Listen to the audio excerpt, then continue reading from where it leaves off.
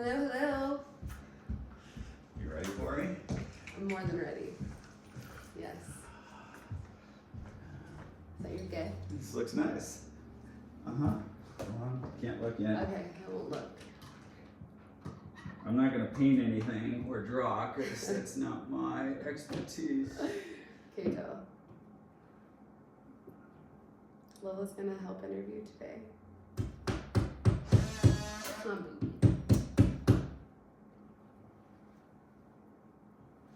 Oh, Let's go. this is perfect. I love it. It looks so good. Well, this is Craig Gross, everyone. My close friend. Been staying with me for the last month. I love it. He's my roomie. And we're going to talk about what you brought and what it signifies to you. Yeah? The cross. The cross. You ready for it?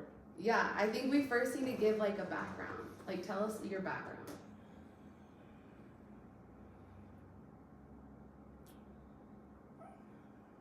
Fuck me. It's a big background.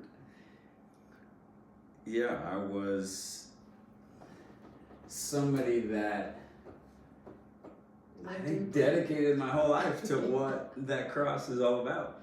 Yeah, specifically. And in the last couple of years I've been labeled a conspiracy theorist. Right. Like most truth tellers. But there was something that never completely sat right with the Christ story to me. Like what specifically? I mean, there's a lot of things about the Bible in general, but if you just, if you just take Christ as the virgin birth, the resurrection, the perfect life, the Savior mentality, I don't think Christ wanted followers. Yeah. And I don't think he wanted a group of people called Christians following him. Right. I think it's actually this idea of Christ, like the Christ in us, like the God in us. The story broke down for me when it was like Father, Son, Holy Spirit. So God's a man, and there's a heavenly Father that exists up there that sent a physical person named Jesus that's brown but always depicted as a white guy. Yeah. And he was perfect, and that one guy was the sacrifice for all of humankind. I mean, you know my thoughts. I don't know. What are your thoughts? Well, I mean, for context, you were a Christian pastor for 25 years, fully dedicated. So it's not like you're coming in just talking out your butt. Like, you know the Bible through and through. You know the principles. You know everything about the church, forward and backward. I don't know forward, but you know what I know about Utah? What? I want to fit in here, so I got one of these cool things. Because everyone's on the nick here. I know. I know. But And the swig. Let me see yours. And the swig. Yeah. You can't forget the swig. I've never done nicotine. It's a filthy Guess habit. what mine is? Look. Yours is cannabis, right? I just only in Utah. That is Look. amazing. Wow. It's a 1 gram. I have my legal medical card here in Utah. Yeah. I've never thought I'd carry one of these, but It's kind of cute. nicotine. How long have you been on nicotine? On and off, like 5 years. Yeah. On and It's off. just funny that they're disguising cannabis now as nicotine I know. when it's just like. It's opposite. Yeah. I get you. But I don't know. That's just a tangent. We'll get on that tangent again. We will. But your initial question was about Christ and the cross dying for just us, right? You don't believe that story. Would you like some?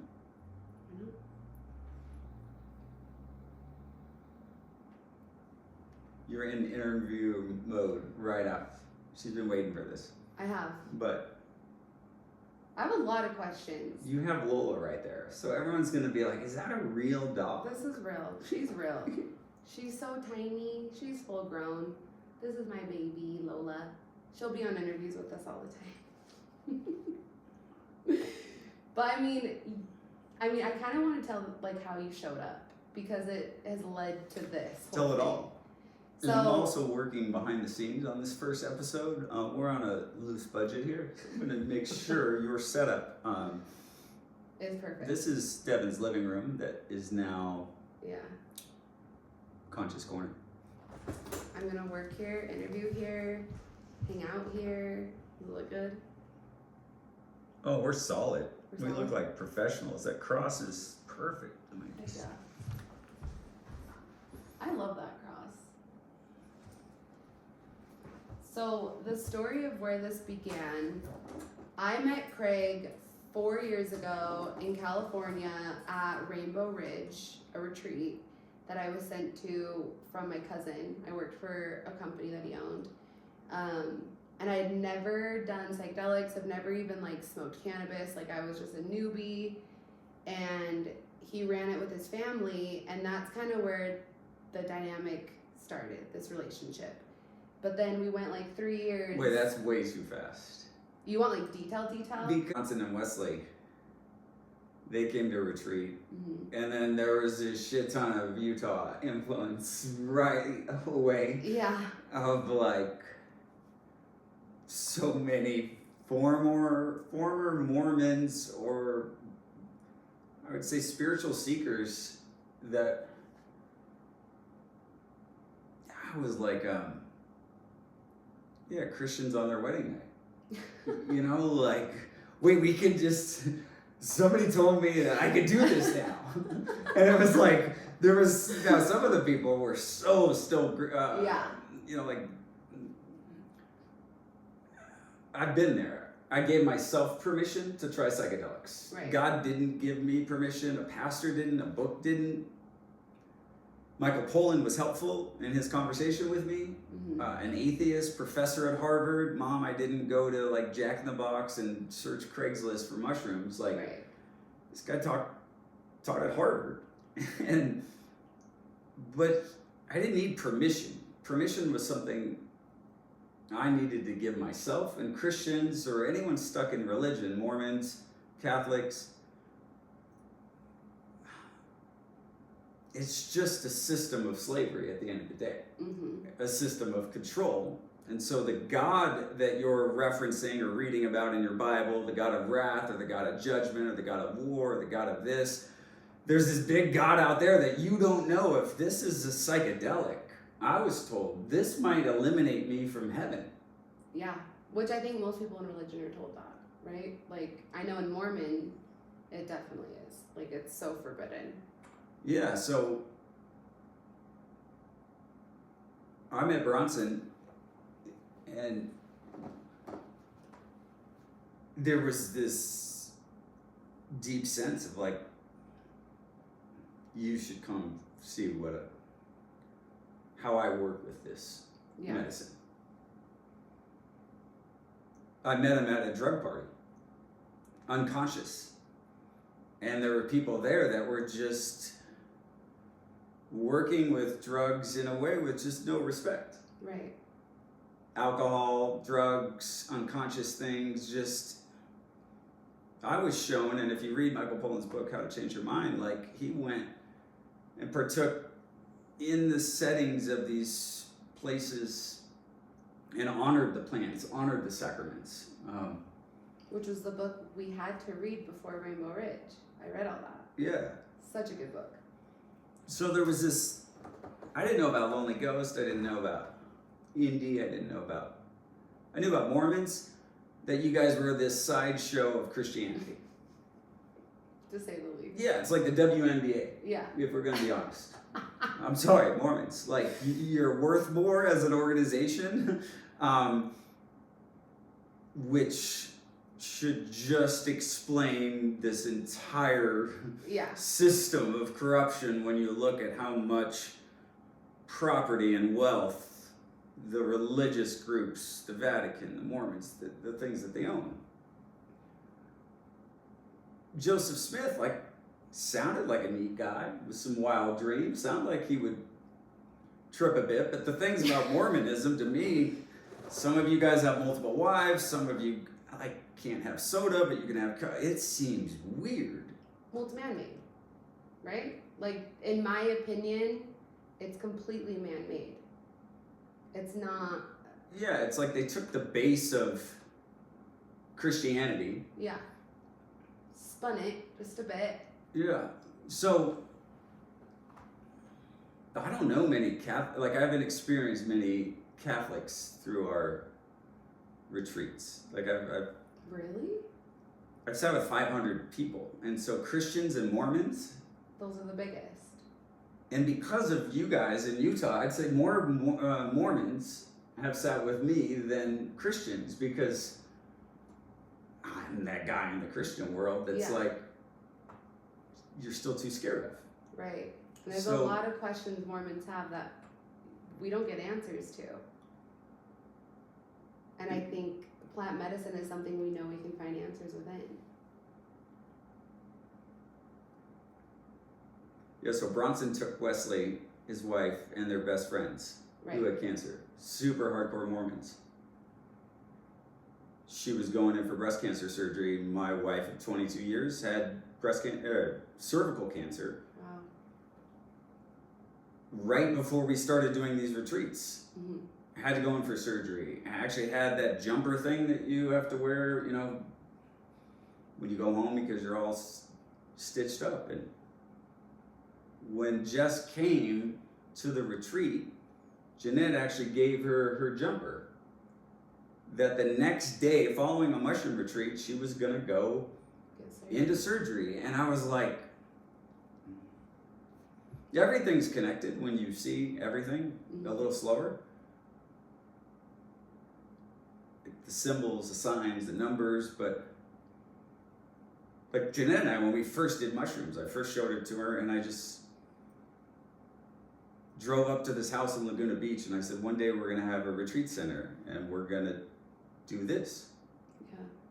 I'm not going to travel on planes and go fly around to churches anymore. And then within months, we're sitting at this magical property, Rainbow Ridge. And there was something with Bronson, and I still, like, that first night, a bromance in a way of, like, we both started talking about our wives. Yeah. He said so much about Wesley and her waking up story and ayahuasca, and I was telling him about Jeanette and about her voice being louder than mine, and, like, this shifting that is happening with women. Huge shift. So, yeah, then I just called him all the time and was like, hey, you should come up here. And you should see this. And then when he came up, he said, my friends are going to have this surgery, and they live in San Jose. She's like, fuck it. I don't care now what the church is going to tell me. I'm facing cancer. So what's your religion going to say to you, or what does it matter when the shit hits the fan, or when, like, your ass is really on the line? Literally. Are we really checking in with, like, the teacher at Sunday school and going, okay, interpret this whole thing for me and let me know if I have permission to try something that grows from the ground that could help me see something that I can't see in myself? And it's not possible. So yeah, I don't know what it was, but it was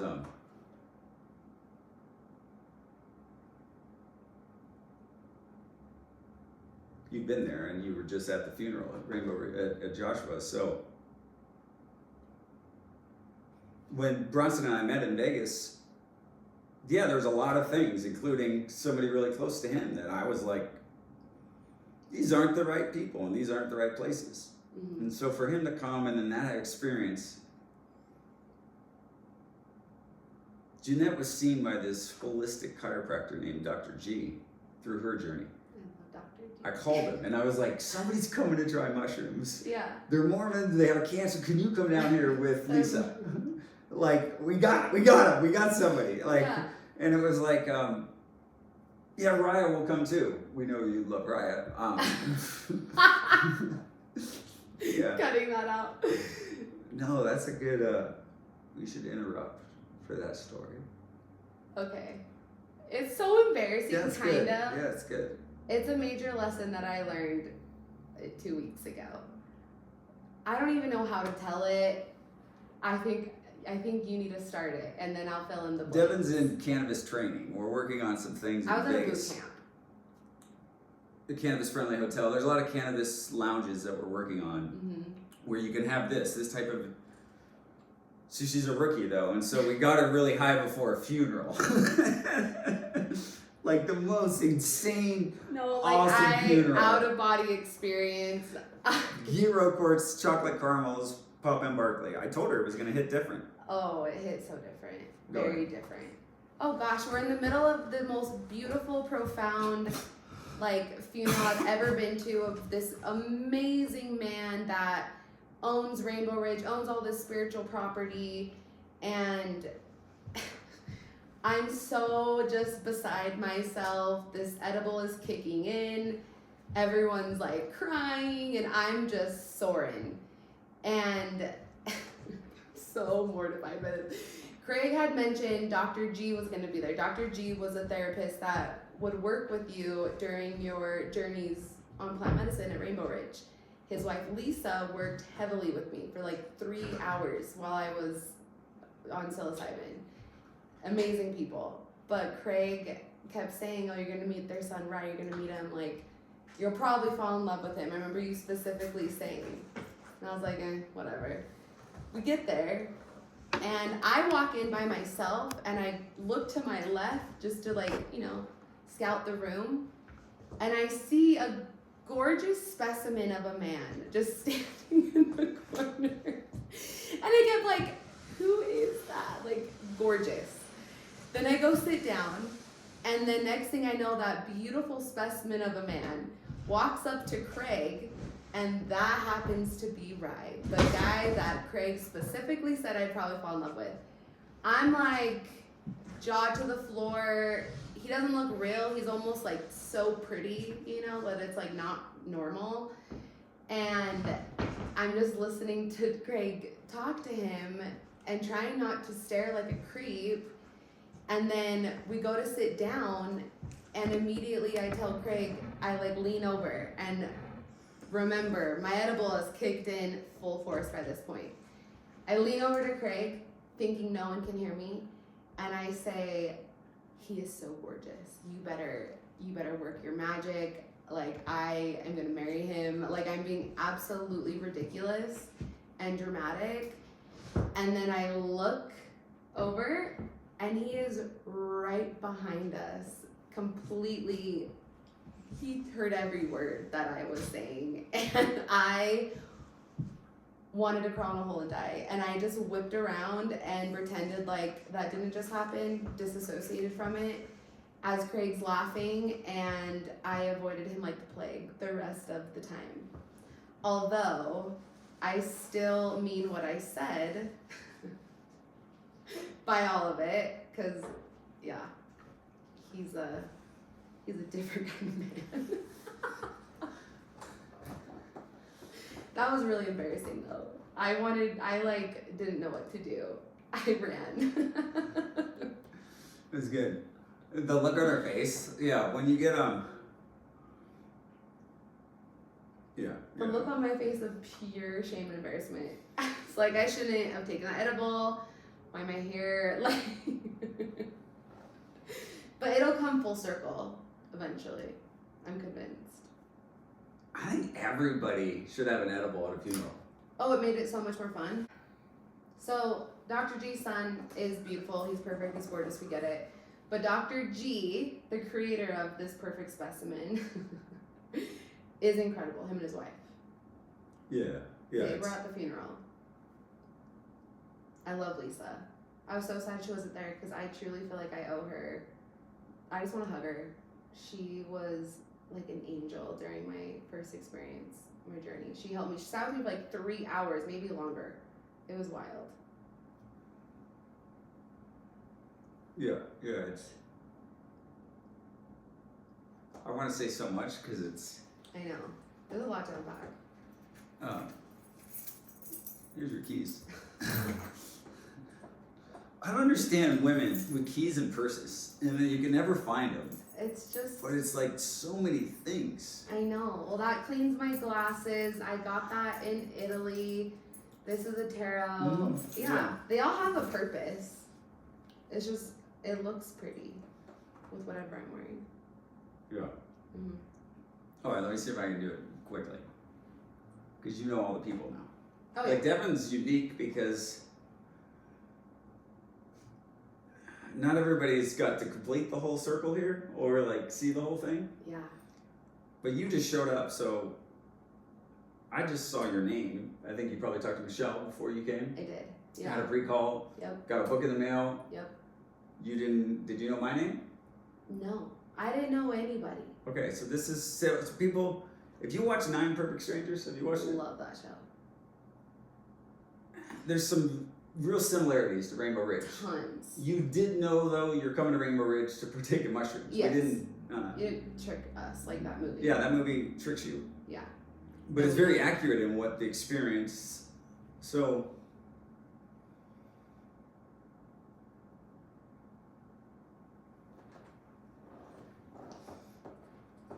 It's COVID. I called bullshit on it from the start.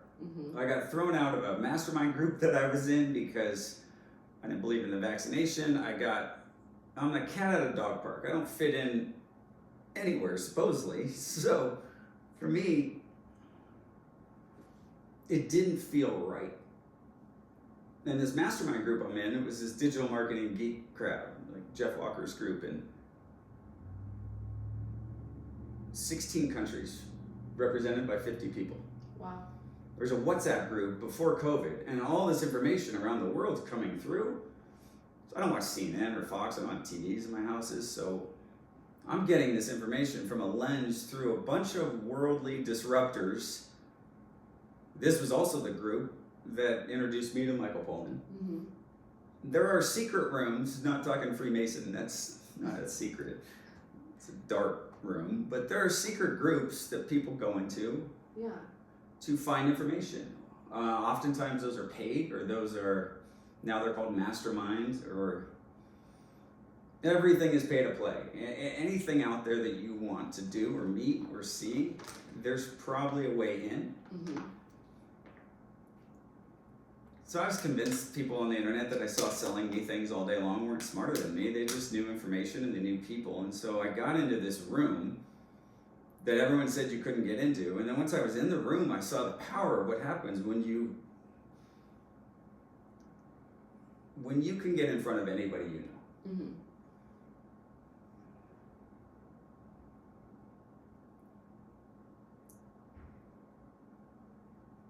Most of these people are making millions of dollars. They're selling stuff online. I joined this group, and you have a hot seat where you could go in and just say, here's what my biggest struggle is.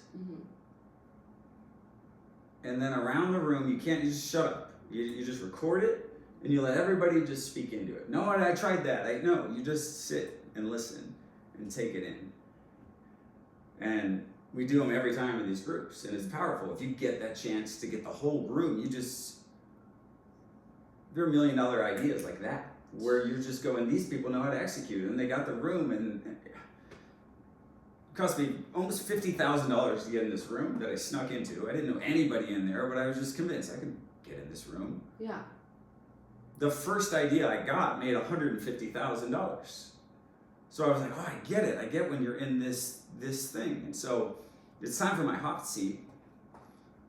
And I was like, I want to go try psychedelics, and I've never tried them. And I've been fascinated by this guy, Michael Pollan.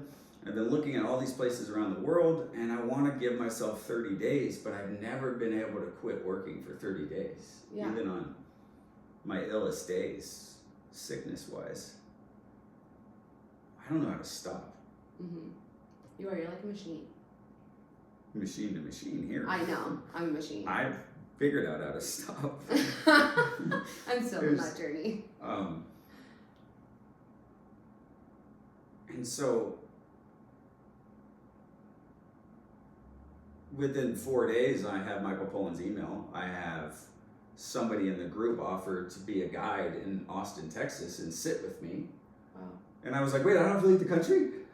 Like, so I didn't know how to stop working, and I wanted to go try psychedelics to be able to get this shift but I wanted to give myself the time and the space to do it.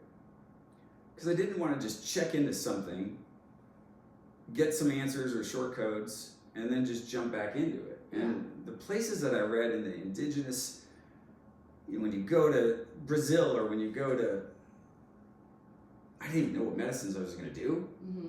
But I was a guy who had sex on my wedding night. I've never been drunk. I've smoked 10 cigarettes maybe in my life. So it's like, I'm going to fucking go do these drugs that I read about from this Harvard professor. And I want to do them in the most profound ways with not a bunch of jokers. Yeah. Because this is going to alter my life. This guy teaches at Harvard and he wrote a best-selling book. Like, I didn't make this shit up. It was like, this stuff was out in the 60s. The whole war thing threw it away. Like, we're close again. And I was like, I knew there was a window and I knew there was a lot of people just cheating the codes. And so when I set out to do this, how you got to my place it was a desire to like, can I go first of all find a place that will sit with me, will hold me, will give me the space to do this, will help me in the integration, in what matters. I didn't know enough. I didn't know anything about nature. Yeah. I didn't know anything about sacred, I thought all this shit was woo-woo, so I had to become a student. So Michael Pollan spent 18 months and he dove into each psychedelic. I didn't do this to do what he did, but I knew when I read the book, I'll probably go through the whole wheel. Right. And they say the medicine finds you. So over my journey that started because of this weird digital marketing group that then gave me this access, then opened up this door. And I went to some places that I'd never recommend. I did some things that, the most profound work I'd ever done in my life. Wow. Then the world shuts down, and the guy who sent me Michael Pollan's book was on my board of directors, a guy named Matt Chateau, and he said, if there's truth in it, you'll find it and bring it back to us. So Christians or religious people, we're all looking for somebody to lead. Mm-hmm. I've been that guy in the Christian world, a leader, a speaker, a disruptor. Well, that's what's fascinating to me is you went all those years being strict, with the rules, not doing anything. Like, what was that moment where you're like, I'm gonna break the rule and I'm gonna go do psychedelics? Where you allowed yourself to actually step out of that comfort zone?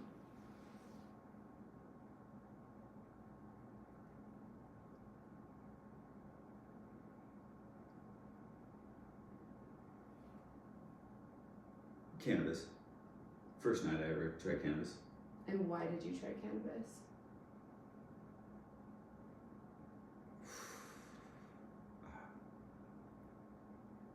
I was in the emergency room 6 different times over a period of 5 months. I sent a video to my kids and Jeanette in Amarillo, Texas, saying goodbye. Then the next morning I got on stage in front of 17,000 people and spoke. What? And I had these... I've been healthy my whole life. Yeah. But yeah, retarded as a kid is what they told my mom. Like, I had Forrest Gump braces. I couldn't run, couldn't walk. I talked like this. I just had a speech impediment. I was short as fuck. I was just I don't know, after 18 months I started walking, and then I'm like the fastest kid in the class. And then my mom thought I'd start school early, didn't know what to do with me, so then I'm young, I'm short, I'm just early on everything. Yeah. So I'm out of school by 17, and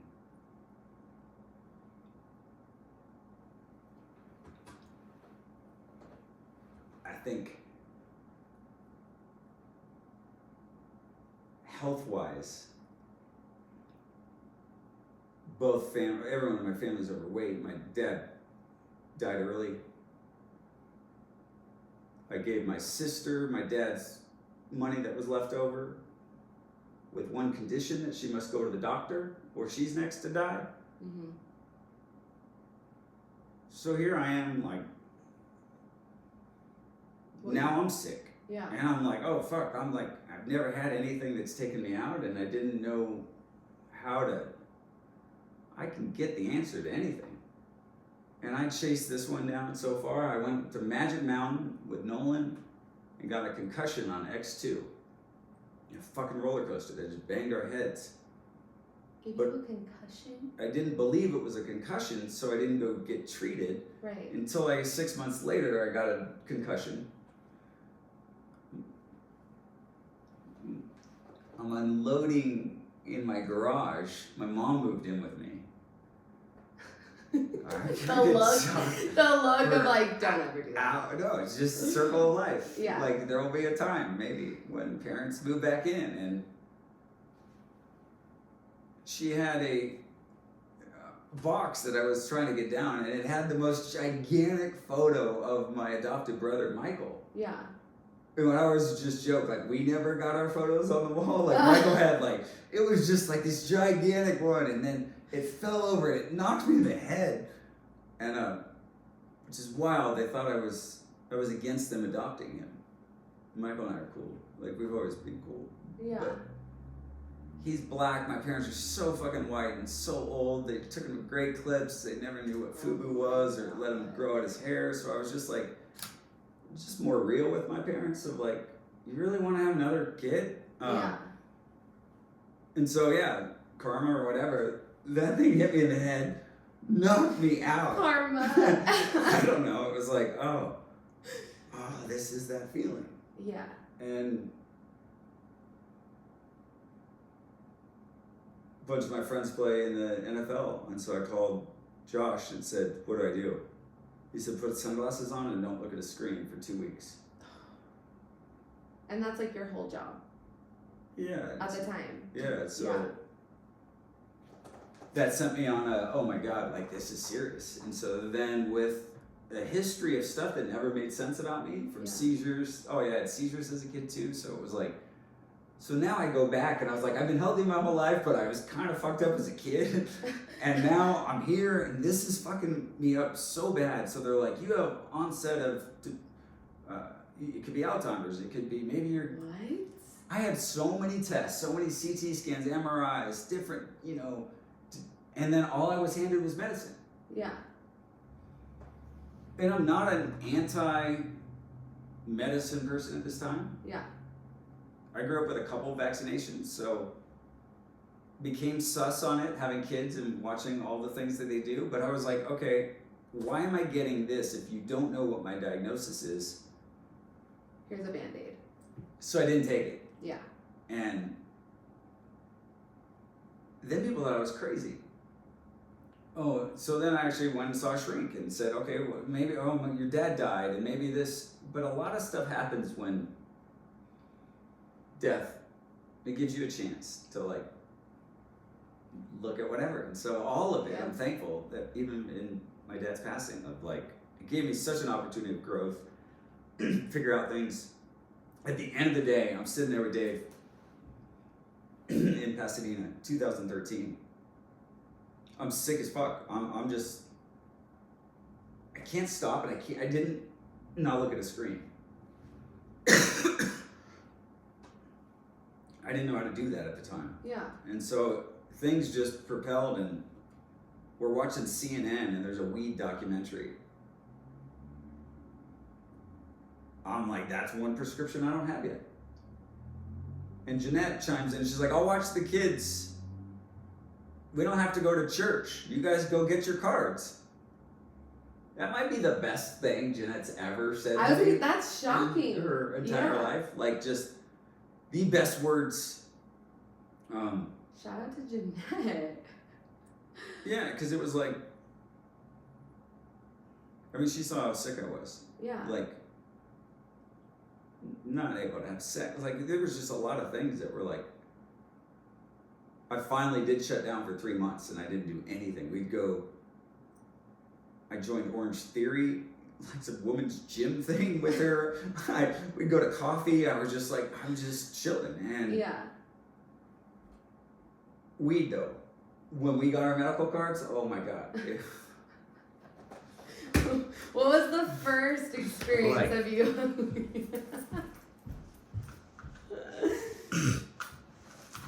Yeah, it's good. All right, what do you think? Well,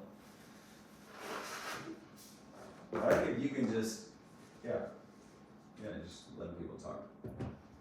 Oh yeah. All right, I'm gonna come over here now to you.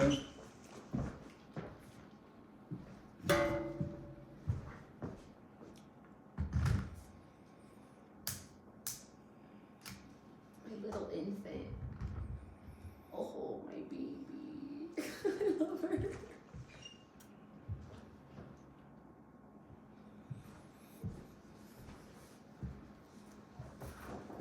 What happened like the first time? Did you smoke it? Did you ingest it? Like, how did you first do your whole cannabis journey? Experience, I should say.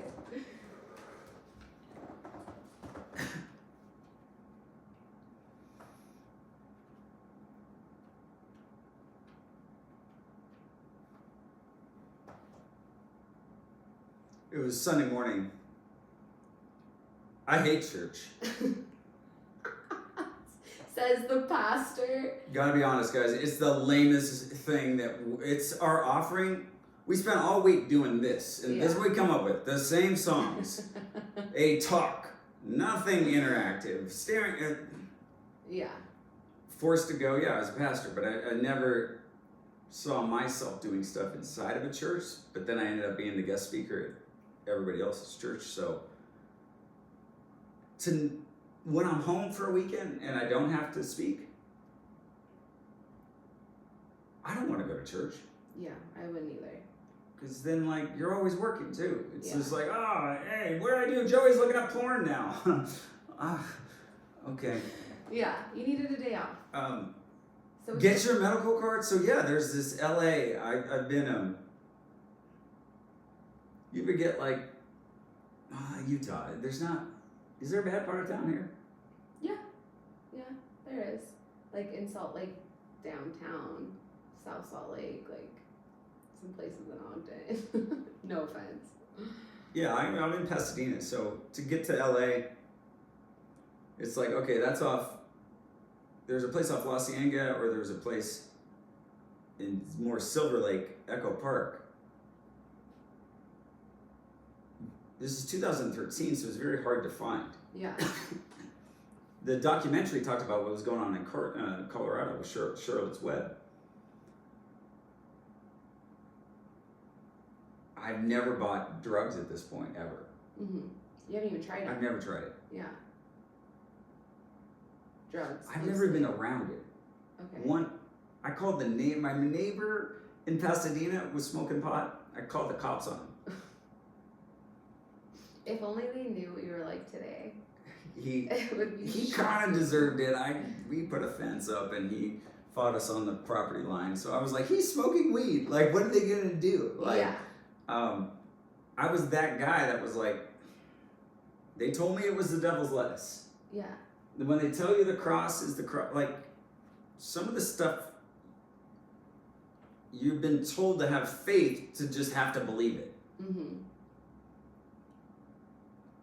So Sunday morning, we're like, all right, dude, it's 10 o'clock. We're going to go see a doctor. And I knew like if you go get a massage at the Ritz-Carlton, you get the robe, you go to like the full spa, or you go down off Fairfax where it says massage 24 hours, you're in trouble with those ones, but like, the open side or the doorbell one, and you're lucky to get a towel that covers you, and like at those places. I can't relate, but like I know what you're talking about. Yeah, that's the only comparison. My daughter and I, she has a mobile massage service. Mm-hmm. It would cost money if you wanted a massage. Like, she'd offer it to anybody. But she loved getting massages, so we would always go out on our dates. Yeah. And we'd find Thai massage, different types of places. And there's this one place we go all the time. But there's some places in other cities, and sometimes when I would travel, it's like, oh, let's go find a massage place. Yeah. Sometimes you have to be, they're not all legit, like a cheap massage. So he would always be like, let's go find a cheap massage. So you gotta go cheap, but not like, there's the cheap level down here that is all in that industry. Yeah. So I'm gonna see a doctor on this street through Skype, and he's gonna give me a card. I'm gonna go buy drugs. It didn't look like Sanjay Gupta reporting. No. Which CNN doesn't look like CNN used to do either. But I was a little nervous, but excited. Yeah. And it felt though like I was doing something wrong, or seedy enough that most people wouldn't do, especially on a Sunday. Yeah. I mean, here everything's shut down. Nobody would go do this. So you're forced to be home. I was like, we recorded it all. All we had to do is go in and be honest with a doctor and say we want to try weed because we think it could help us medically. Every minister has the opportunity to opt out of Social Security. Mm-hmm. Every minister of the gospel. It's some loophole thing that is the most amazing thing. Yeah. All you have to do is fill out a form that says, I believe I could spend my money better than the government investing it. The Bible says be a good steward of your money. So almost every pastor I know has never paid into Social Security. Oh, I didn't know that. It's the only person that can't do that. Okay. So. Again, our society, that's just, I did not know that. Okay, you just clicked a few dots in my brain for me. Why I even said it, but this doctor,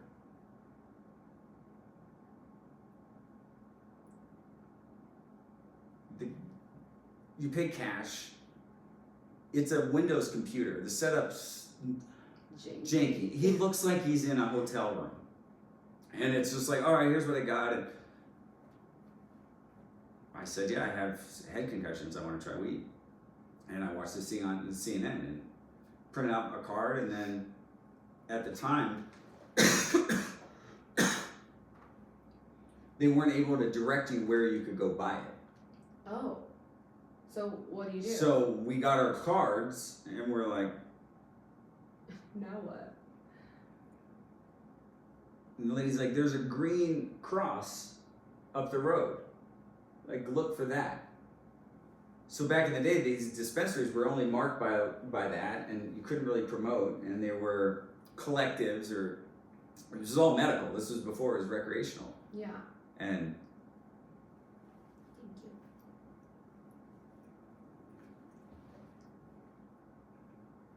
you.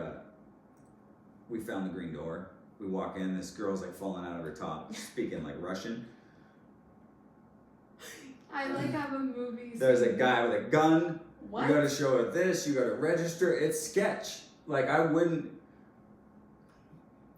It was sketch. Okay. That part was like, oh, okay. The gun and and then just the door and then bzzz. So you're just. What did I just get myself into? Then it smells, and I don't like the smell yet. Okay. I'm like new. And Keyword yet. Oh, now it's like just we're in. Yeah. Now what? Where's Sanjay? Like, so I was like, I want something low THC, high CBD. That's what you said? That's what I said. They're like... She says, and she's literally like, her boob's almost like on the thing, and she's just like, the place is, they didn't look like legal enough even, everything about the place looked wrong. This was before branding. Oh yeah, and I was like, we just have top shelf here. I was like, what's that mean? I don't know, I'm a rookie. Top shelf, 37% THC or higher, or 27, whatever. Oh, I don't want that. Yeah. Like, that's what they've scared us, and that's, so yeah, I don't want to smoke either. Yeah. So I bought a cake pop, and then and it was like wrapped, it was obviously made somewhere else, and it was just like, how much is in that? I mean, just try some, and then none of this shit was marked. Now it has to be 100 milligrams or less, and so we came back, and we went and sat in the parking lot, and looked at all our weed in the bag. Like, okay, what do we want to try? And then, I mean, it took me 5 years to smoke from that point, 2013 to 2018, to light a joint. Oh my God, and I only met you 2 years after that. Yeah. So I just, 13 was like, I'll take a piece of the cake pop, I'll do this. And then what I did was, kids are in LA all the time. We're living in Pasadena. There's always an opportunity for me. Mm-hmm. As new green doors would open up, fuck yeah. Like, I'm walking in. I got my card, I'm a card carrying, believer. And, oh wait, you guys have things that are marked now. You guys have better products. You have this. I even went into a place called the Higher Path once, and I was like, oh, that's cool. Like, Higher Path, and like, we had these relaxaments. We had stuff became, from 2013 to 16, to watch something in a California market where everything's available go from medical to recreational to then like brands that are worth, $1 billion or whatever. Right. And it was like, oh wow. So that first road with it was rough. Like Jeanette actually tried some of the cake pop, was high for like a week. Like literally. How? She never tried anything, and it was like, this shit wasn't marked. And so we were supposed to go the next day to Chicago. She was on the plane so baked. I was like, I thought she was exaggerating. I was like, oh wow, like it's really like. Then we go to a Chicago game, and it ends up having a tornado in the game, so we have to hide in like the underground thing. And she's high. She's high as fuck. Yeah, and then our friend's playing quarterback, and then he wins the game, and it was like, where am I? And then she had to see her best friend, and she's like, my best friend's gonna judge me and never be my friend if she knows I tried weed. That's sad. And then that happened. Not because she saw her on that trip, but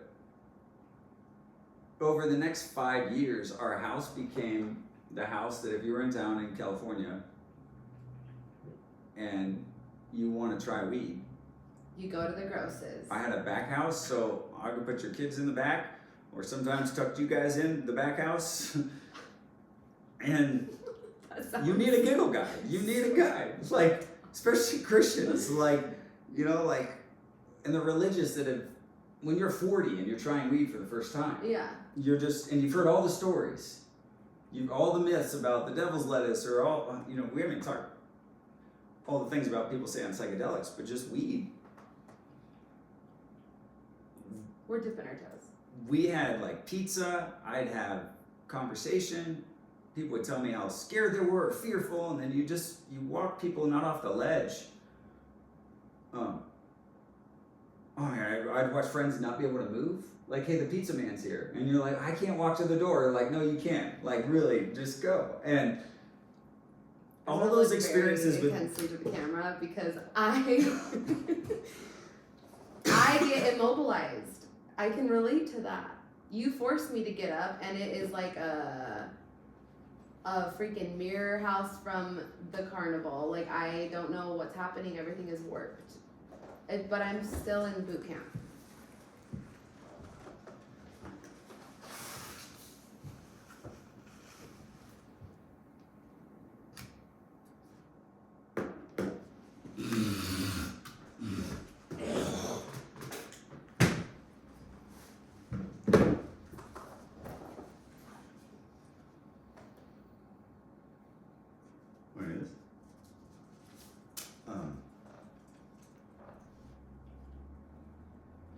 Your house was the weed smoking, back house, giggly pizza party house for all the Christians that were curious, basically.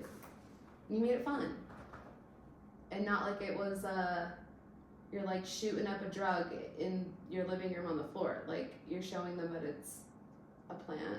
It can help you. It's healthy. It's not scary. And you can feel safe doing it. Were there any bad experiences with people?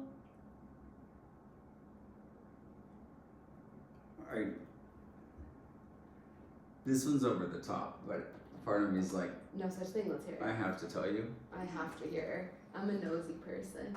This is the tell-all episode. My favorite.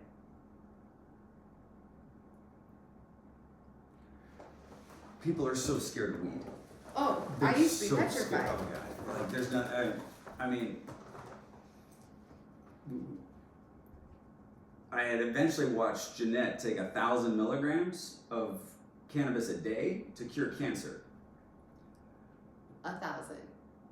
So I've sat with people on high doses of cannabis. I've had high doses of cannabis. Yeah. I can monitor it. If you're a rookie, a newbie, first time you do it, oh my God, life's falling apart. And you're like, are you a fearful person in real life? Yes. Cannabis doesn't make you fearful. It just shows you you're fearful. Yeah. It's like a light. Oh, look at this. I even have the shirt on. I like that shirt a lot. This is your brain. Wait, I love that. Where'd you get that? Online ceramics. Look. Come on. They have the best merch. Oh my. Okay, now I need to look at that place today. I love that shirt. People look at me a little weird in Utah. Oh, I travel with my medical card because Yeah. it just says stoner. This outfit today. And it's just kind of fun. Church on Sunday and No, this is why I love introducing you to people, because I like tell them your story, your backstory, and then I'm like, wait till you meet them. And it's completely a different, it's so funny to me. Like, you're just so chill, you look like a complete stoner, but you're so smart, business savvy, so much experience. It's just hilarious. I like it. thank you. And it's fun talking. Instead of like doing a talk, just like, what do I actually... Yeah. I don't have to answer any of your questions. I No. could say whatever I want. But I do want to hear this like over the top Oh story. yeah.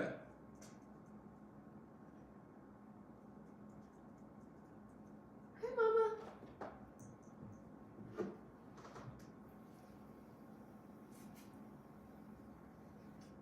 So 2013, yeah, for about 5 years, I got through my sickness through weed. Okay. Like, I didn't just throw fun parties and pizza parties. So, like, this fucking healed me. Yeah. Like, this is before Jeanette got healed with cancer, before my mom started using it, before Nolan started using it for his Tourette's. I can go on and on and on and on and on for hours. I never touched a pill. Yeah. And Yeah. so for me, this worked. In my head, I moved to the beach, became a fucking stoner. I didn't take meetings before 10. I ate pizza every day. Like, I slowed down. I rode a skateboard. I just got outside. I was like, all right, I've worked hard enough to be a stoner now for a couple years. And Yeah. But it was all this period of Pasadena where people would call and be like, can we come over tonight? And I was like, fuck yeah. And then they're like, all right, Jeanette, get the pizza. Get the pizza. And then there would be a lot of nights, literally, where Jeanette, David Dean, like one of my best friends, like, from Indiana. she kicked us out. She kicked us to the back house. And we just giggled all night in the back of like, just so loud. I mean, we were doing monologues all up in the bedroom, just trying to like entertain her. And just, she was just like, go to bed, guys. Like, what is, and it was just like, the kid came alive in us one night. And it was just like this, other nights where you're sitting with people and they're like, is this ever going to go away? And after a night, we'd wake up and I would take somebody to the dispensary. Mm-hmm. There are dispensaries now. When 2016 happened, it became recreational. So this was legal for me. If this was recreationally, like, it's at my house, I don't care, even if it's not, like, I don't have to defend what I did, but I had my medical card.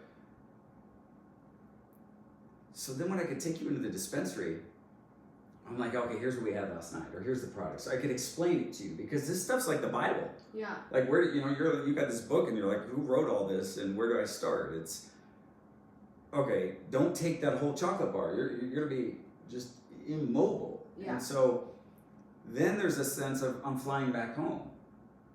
I really can fly with it. So there's a lot of things that, as you get involved with cannabis, that push up against so many things with you that, wait, I'm flying home tomorrow. That anxiousness, so many people have thrown away their cannabis. Even after I told them it's legal to travel in California with cannabis. It's legal. I've traveled with so much cannabis through TSA, like after leaving the Hall of Flowers cannabis convention. Free on my back, I had a seat next to me of weed. And literally, I was like, with everybody else, I was like, guys, everyone with their badges, it's all going through TSA, Hall of Flowers, and they're like, yeah, it's legal. Now, if you fly to a state where it's not legal, that's on you. But if it's in your bag and no one's checking your bag when you get, like, to get it home, to get it out of California,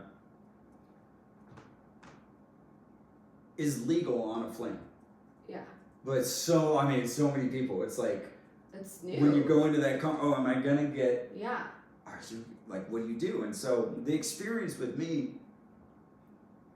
would be high and low, and then it'd be like, and then it pushed up against, then I bought something, and then now you're trusting, they're gonna have this one experience, and now you're gonna show somebody what I tried to show you after working with this for many years, right? How to do this, and then this affects everybody differently. Oh yeah. So then I get phone calls, they're like, can you come? Someone's like, all right, I can go to Indiana with gummies.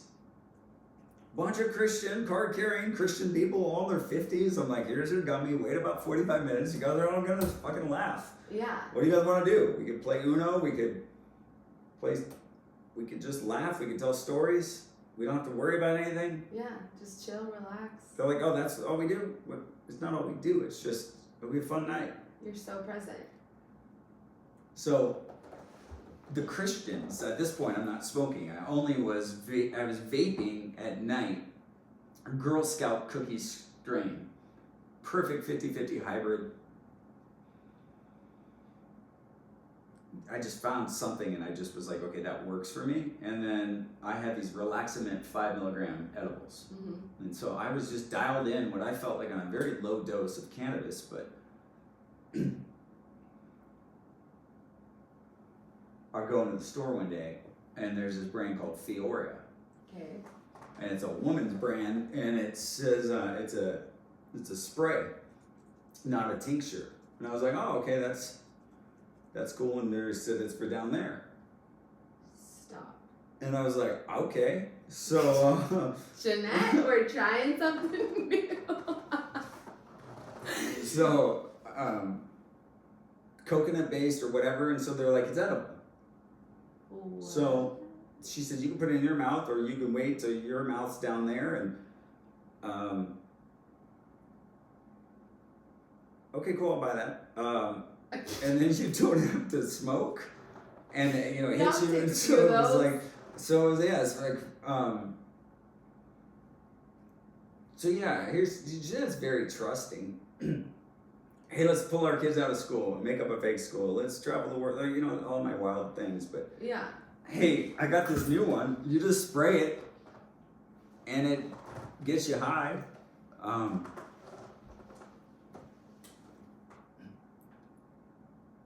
for like 5 of my friends, they would all be like, "Could you get the pussy spray?" like there was, it was like, yeah, it was a hit, and it was a huge hit. Is it still around? Yeah, Fiora is. As like it's an amazing. We need to partner with that. So yeah, so for me, it just showing people products, finding things that worked, not fucking around on this, but then yeah, how do you? I liked 2018. I liked who I was at night more than I was during the day, and I said to a couple group of friends, "What about if we got high during the day?" They're like, "I have kids." I was like, "Yeah, I have to work. I know all the things." Yeah. But it's an elevated space. We create in at night, or like I don't know. I'm softer. I'm a little. I think my kids are hilarious at night when I like do my little. I think it makes me a better parent. Makes me a far better parent. So yeah, I decided 2018. I bought a Pax vaporizer pen. Okay. I was in Oregon, found some great weed. I'd never figured out flower. I'd spent 5 years with this without touching flower. Mm-hmm.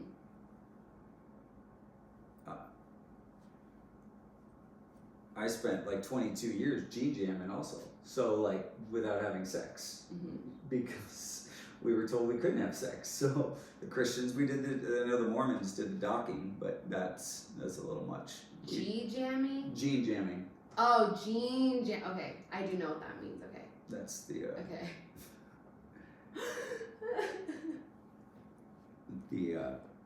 Why is religion so weird?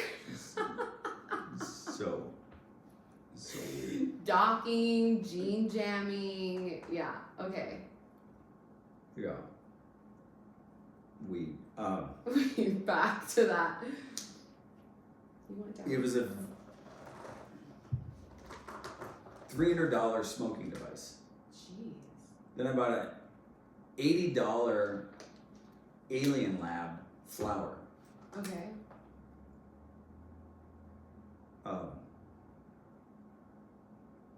The first time I ever bought coffee was at Telehencia, and I asked him for a sweetener, whatever. Oh, it's flavored in the notes. We don't have that.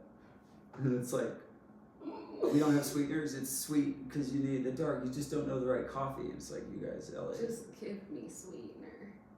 I didn't try coffee till I never tried a full beer. So at coffee, I tried at 39, weed at 40. So I was scared of flower. Yeah. So I knew this cured me. I knew this helped me. I liked everything about it. I'm now challenging my friends to do this. Right. I now can figure out dosing. I can explore the menu. But it's like, I treated it almost like I treated sex. Like I can do everything else, but like I can't do that until I get married. When is it going to be okay to actually consume the devil's lettuce in its raw, green form? Organic, yeah. And so to my parents grew up on Folgers coffee. That never interests me, like drinking that shit. Coffee sounds good right now. Then it was like, I'm gonna go buy a vaporizer that's like a toaster oven for your weed. And if you look up Alien Labs, they're like, they put pot on their Instagram that looks like porn because it's like the crystals in it and the people freak out at the photography of how crystallized. Okay, we have to see that after this. And it's like such flavor, so expensive, but vaporized with the smell, and then grinded it with my hands and then had it on me. And it was just this sense of I didn't realize, and then the rest of the day I'm going to smell like that. Right. And so then I didn't realize for the next couple of years, my daughter or someone would be like, everywhere you go, Dad, you smell like weed. It's like, yeah, because I have a toaster oven in my pouch. I always have weed on me now. And now I'm exploring in California all of the best of the best. Yeah. Of I didn't go buy cheap weed. Right. Now I buy cheap weed. I'll just, it's all great. But I started in such an opportunity where it was a lot though for people that knew me of like, wait, Craig's just smoking during the day. Yeah. And I watched it transform every bit of my life, and I've used it regularly since 2018, every day. And I thought there were so many downloads and so much self-discovery and so much sense of just goodness from it that the other plants must be good too. Mm-hmm. And so there was this, the gateway of like, is it a gateway drug? Yeah. It's gonna send you on a path, probably right back down to yourself, but once I had weed in my hand and then I moved to the beach and I took my socks off and I sat in the water, I stood in the sand, I went and lied outside in the canyon without a towel. I didn't care about getting dirty. There became a connection. I'm smoking a flower, a weed. So then when I started seeing mushrooms, they're like right behind this. Like there's this all over, not just pop culture, all over everything. Oh, those are bad, they're poisonous, and I don't like the taste of them either. But there's this other sense of them that I was like, wow, I heard those are a lot like cannabis. Yeah. And I knew it was just a matter of time before I would give myself permission to go try that, because the cannabis was like, yeah, this is good. Are you ready for this? And if cannabis feels like an elementary education in psychedelics, that'll give you a master's overnight. Like it was a major jump. I thought I was ready. I became a full-blown stoner, like 2018 to 2019. And when I first tried my first psychedelic experience, it was like the diving board and the high dive. Yeah. That fucking high dive, when you belly flop or backflip, like, I heard so much more than that one. Right. And I was like, holy shit, like, this is another world, but they're very connected. Yeah. And of course, I knew once I'm here, more people will probably go, oh, Craig, what did you experience? And yeah, it's been fun to be that guy to be like, here's what I've experienced. And if you really want to know, like, here's why I did it. On ayahuasca, I was shown a vision of Rainbow Ridge. It said, like, your family, they're like Bible characters, and it's a rainbow after a storm. Wrote the whole thing down. I didn't know a pandemic was coming, I didn't know the timeline, but I knew my wife was sick with cancer. She didn't know it yet. The whole download came in, and it just said, like, I had told you she was sick with cancer?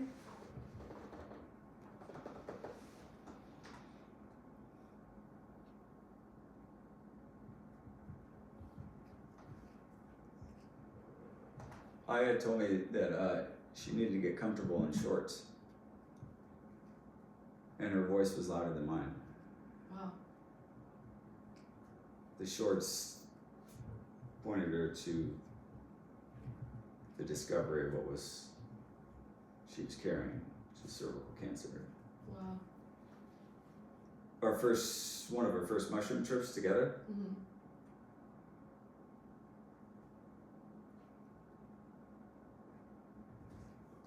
I saw her visibly out of her body. I said, Jeanette, go stand in front of the mirror, you'll see the cancer on you. Like, you'll see it on you. Like, just look at it. And she's like, I don't want to look at it. And then she woke up in the middle of the night.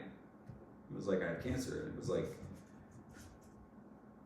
This was before she was even diagnosed? Yeah, this was wild stuff that she's known medically. And then... So I got a 27-page download from ayahuasca. Wow. And Jeanette and I were about to turn 20 in our wedding. Mm-hmm. she said, I can't do another 20 like this first year. I was like, yeah, I can't do another 20 like this either, but we signed up to do it for life. So you need to change. I need to change. How do we change? The book's called How to Change Your Mind. I don't know. I'll read the book and then I'll go do the things. Right. So major crossroads. we were on that path, and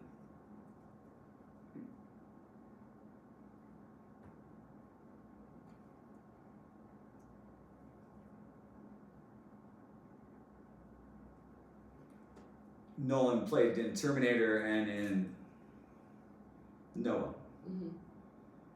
On I said Nolan's movie career is the beginning and the end. He played Noah's son, and then he comes back as Skynet in one of the last Terminators. As like a machine.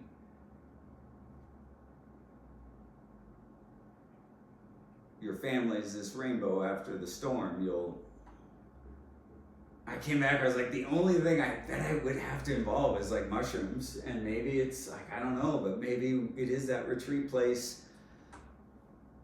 I don't know when it's coming. But it's coming. I wrote her a 27-page letter. Bon Iver put out the I Am I album.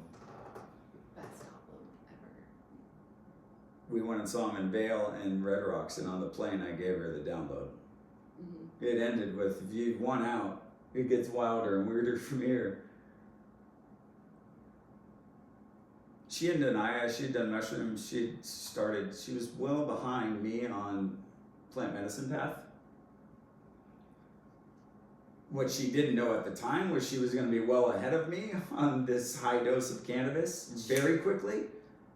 So all of this stuff was preparation. All of this stuff makes sense when you get to talk now and go, oh wow, I see so clearly, like the whole picture's so fun. The whole movie's so fun to watch. Yeah.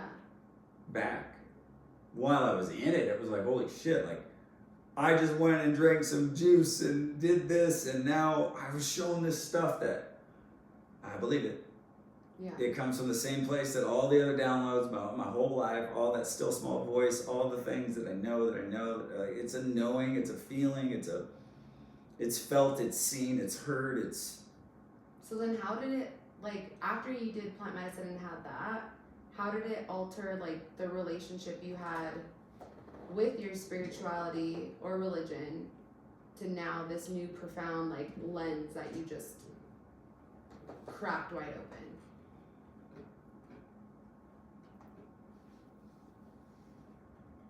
Lola's drinking my iced tea. She's a special kind of dog. She's human. She's the love of my life. Destined. Devynne is destined. I want to do this. I love entertaining people. Okay. You had your mushroom experience, or not mushroom, cannabis experience. Your wife has cancer. She's taking 1,000 milligrams a day. You then have this discussion about your marriage, about to come up on 20 years, and something needs to change. You go off on this journey where you're doing plant medicine. You try your first psychedelic. And I guess what I'm asking is, how did that alter the relationship you had with the religion you were dedicated to from day one to now what you just experienced?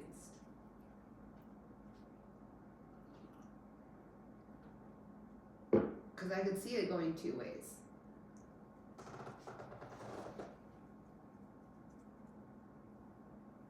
There's a lot to me.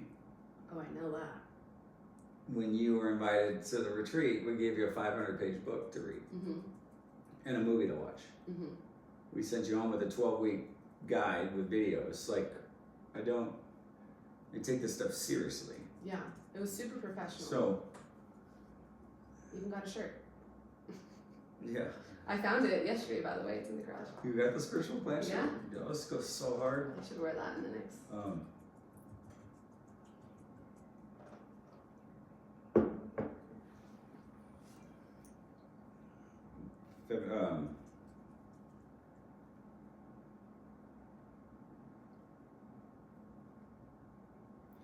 In 2018, I started smoking weed every day.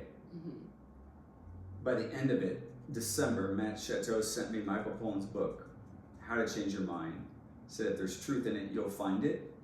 By February, I found it. I had my first guided experience on MDMA. Mm-hmm.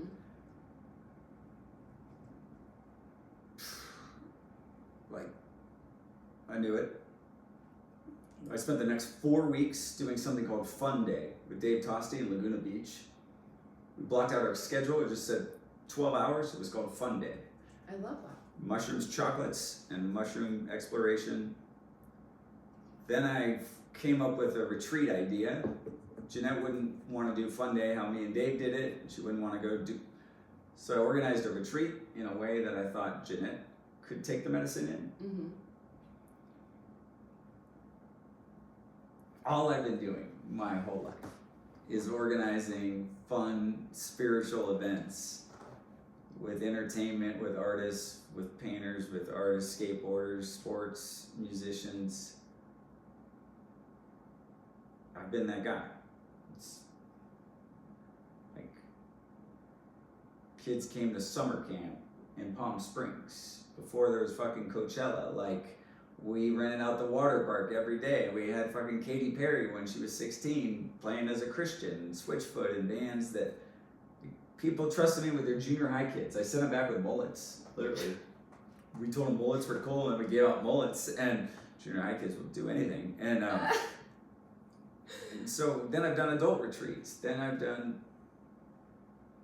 20 years. I don't get to do fun retreats. You call me when you're on TMZ, or there's a dick pic, or got a prostitute at the Super Bowl. And most of the time it's your wife calling me. Right. Because she's caught you and she knows me, and then I have to meet you and tell you that she knows, and then you lie to me, and then you keep lying to her, and this whole fucking thing goes on. And when I was on Mushroom with Dave, I was like, fuck my job. I don't want to do any of this. It's like, if you Google Craig Gross, the last character I played, mm-hmm. thousands and thousands of things calling me the porn pastor. Right. The sexpert. I meet you on your worst day. Mm-hmm. And then when you're hanging out with me, you're like, how do you know Craig? And then we make something up.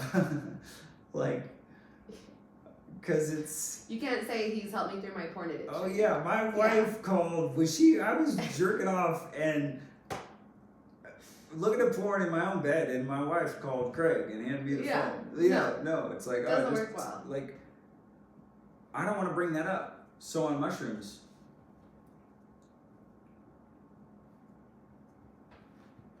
Dave Tosti and I in 2013 got our med cards, and in 2019 we're trying mushrooms for the first time together in Laguna.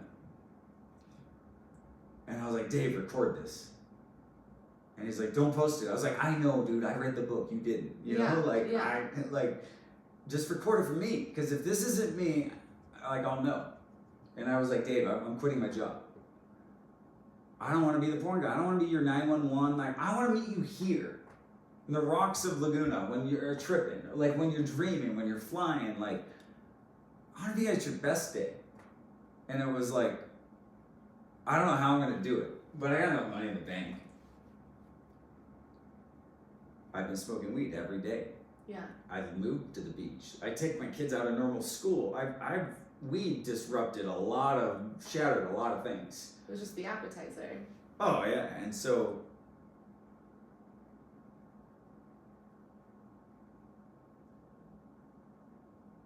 by July of that year, I met a medicine man named Standing Deer and Dr. G in Taos, New Mexico. By August, I meet Ayahuasca. And right after that, Jeanette found out she had cancer, mm-hmm. and there was bufo. And I was like, the one thing I haven't got rid of is control. So I passed on bufo, but brought bufo to Jeanette and watched her before she had her cervical cancer surgery. Wow. Do bufo. Then I watched Nolan do it 2 weeks before his mom had surgery. Took me 2 years from that point to go do it myself. Oh my God. But I tried yeah, I think mushrooms, MDMA, and then ayahuasca completed the shift. And what Aya did for me was duality was gone. It's as the Christians say there's God, there's Jesus, that's the representation of a God-like character, and then there's us. Depending on what type of Christian you are, you have to accept the gift that becomes, so Jesus comes inside of you, and that's the Holy Spirit. So it's like your superhero cape. Now you got the Spirit in you, which is Jesus and God, and it's all three in one. So the way I always interpreted it was God's in me. Yeah. But God got into me because Jesus had to die, and then I had to recognize that and accept it. And there's nothing I can do to earn it, but I have to acknowledge it.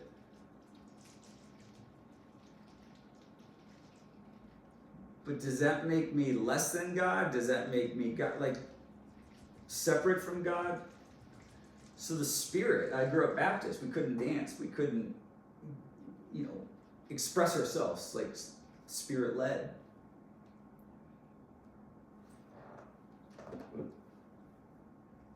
So in ayahuasca, there was this sense of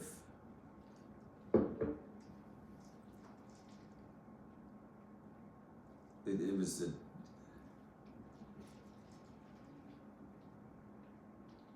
that whole year discovery of all my medicine. There's 110,000 words I wrote. It's a book called Craig Brain. I turned everything off in my head after that. I just, these are all my journals, all my different diaries. Yeah. My IS trip, we didn't include in the book, and I released it last year called Bankrupt But Spiritually Rich.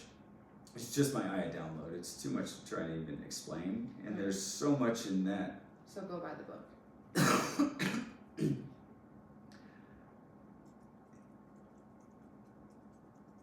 When I left Aya, it took me 3 days to understand that, like, the God in me wasn't the rock behind me. What do you mean by that? I had this encounter with the devil. And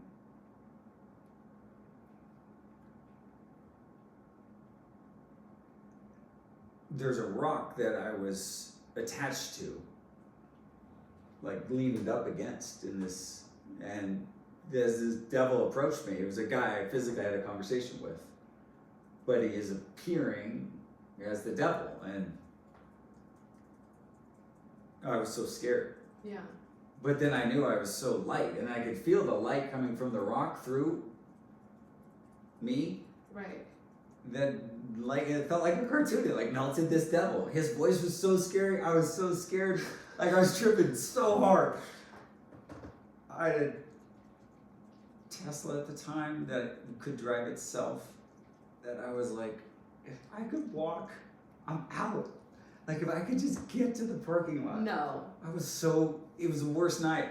It's not good or bad. It's hard. It's hell. If you've done Aya, you get heaven, hell, and rebirth. You get it all. You don't get to pick the order. But I got to hell. And then I see the devil, and I hear his voice, and he's coming after me, and he's sitting this close to me. And all I knew is this rock, though, was the light. And I believe the scriptures. If you have faith that moves mountains. Like, I've done all the things that Jesus said to do. I've tried them.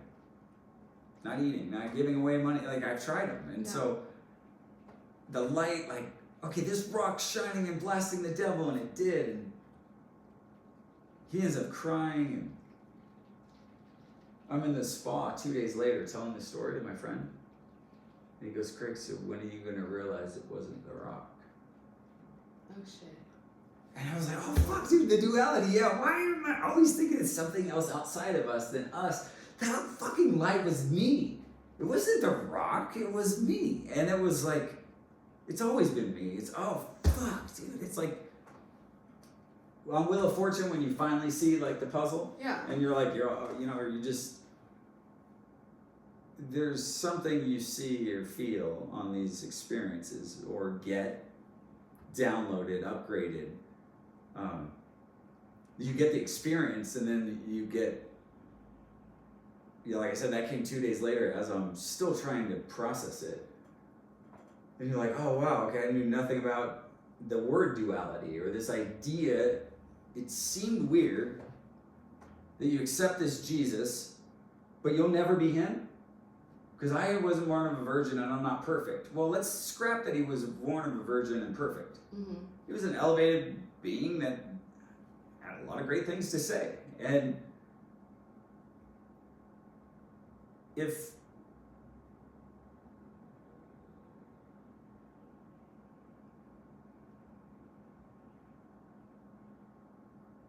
he could walk on water, and then Peter sees him and he says, Peter, come walk on water, and then Peter gets on the boat and he walks on water.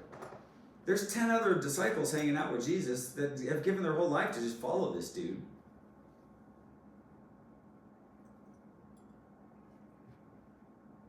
That's in scriptures. It's in all the gospels. There's not one account that says, and all the rest of them got out of the water. Yeah. If we're on the same team and I tell you like, oh, it's like you could try it, and then you don't want to try it, or like it's like getting Patrick to eat peanut butter. That's not happening. Yeah. But like, where's the faith in the followers of Christ that see this? So if Jesus was the only one that was able to walk on water and Peter couldn't, the scriptures say Peter took his eyes off Christ and then he sunk. But he was doing it. Right. I've watched like people walk on nails or walk through fire. Like, all right, Jesus came. What about if Jesus came to show us who we really are? Our power. So this God that is in you will never outdo JC. And we got to wear a bracelet on us that says WWJD to be like, if the God's in me, I'll know what to do. Mm-hmm. But I got to revert everything back to this Bible and then wondering if this is good. And okay, is God okay with me? And then if I get in, and then I'm waiting to get into like an amusement park in heaven mm-hmm. that's going to have a line. Right. And a judgment seat and like who? I came for that. Like that sounds like right. a board game that I never want to play, or a puzzle that you'll never win. So I didn't walk out of ayahuasca saying I'm God. Right. But the guy who sat with me the very first night on MDMA, I texted him the next 18 days. This is okay. This shifts. Stuff starts to shift. It rewires everything. Yeah, I remember that. And so as I left his house that day, though, I said, how's this shifted you and God? Or what do you think? Because Poland's an atheist. I'm a Christian. Like, what am I walking into? Like, yeah. What should we believe? And he's just... Guy hadn't lied to me one time. I talked to him for 10 hours before I took medicine. Like, I'm a 10-hour, like, I got questions for you. Like, if I'm diving in, like, I needed to, like... That man deserves a shout out. Yeah, and so I was like, he said, we're all good. And that seemed like heresy from what the religions teach, but when you really dive into the religious leaders, these ascended beings that have said, like, yeah, here's what this is about. So I never questioned the cross. There's some iffiness on like the resurrection stuff. Mm-hmm. Like the tomb and the rock rolled away, and like the two people that died with Jesus, like they would ascend too, right? Like, right. So like it just felt like that felt like the NASA landing stuff that, or the 9/11 thing. Like there's things that we've just been programmed to believe that just aren't like. So did he have to die? Rob Bell questioned heaven, got thrown out of the church. So I read that book, Love Wins, and it was like, all right. I have that book. Heaven, hell, yeah. I realized that was fake. It's a mushroom, a hero's journey on mushrooms showed me that. Mm-hmm. So slowly you get all the puzzle. And so for me, if you're my puzzle's been this Christian lens, so you get answers through these different medicines that show you, they at least showed me some things to what do I believe now? It's like, there's no separation of you and God. There's nothing you do to receive it. There's nothing you do to accept it. There's just there's an awareness of it, and then there's an embodiment of it. Mm-hmm. There's also an understanding of it. Now, I've been on a spiritual quest my whole life. It's all I've given my whole life to it. Like, so the cross concerned me on my journey of like, I don't think Jesus wanted jewelry with him on a cross on his worst day of his life. Right. Did he have to sacrifice himself for us? So I stopped asking those questions, and I started exploring other religions and realized they all got similar stories, and most religion is there just to keep you in line. And so I see a sign on Abbot Kinney. It looks like an Obey graphic, Shepherd Ferry. And so it was like, Christian stuff looks bad. Like, my success in the Christian world is it doesn't look shitty. Like, yeah. The easiest thing to do. Just if you Christians just didn't make their stuff, like, you could actually win at anything. And so I was like, this is either mocking Christianity. It can't be Christian, guys, because it almost looks too cool. But the name was spot on, and the way, and they just painted this on Abbot Kinney, which is the most weirdest, most influential street in the country. And I live at the end of the block. I moved there after Rainbow Ridge with a group of people that we wanted to take our message to the world. We picked the most influential, important street. And these guys just fucking put up a sign, and I scanned the QR code, and I went and I watched the trailer. I know what you're talking about. I showed you the trailer. You definitely showed me that trailer. So for me, I was like, holy shit. Holy shit. Like, have they fucked with the story of the cross? Like, I just... Can we say what the trailer was? Yeah, we can say it all, because I think this is, and if people will watch this entire thing, not just Craig Gross, some former drug, pastor turned drug addict. Like, no, I'm not a drug addict. I've not abused these things. I went from helping people from addiction to helping people with plant medicine. My awareness has grown. And then I got new information, so I don't believe the same things, and I start questioning things that everybody in my circle said we couldn't. And this trailer, I was like, holy shit, if they've pulled this one on us. Changes everything. Changes it all. What did you think of the trailer? Well, I'd have to say, like, the story of what led up to you showing me the trailer to, like, for everyone to comprehend the significance of it. Basically, Craig showed up at my house. We had a business idea. We were excited. We work better in person, so we could just create.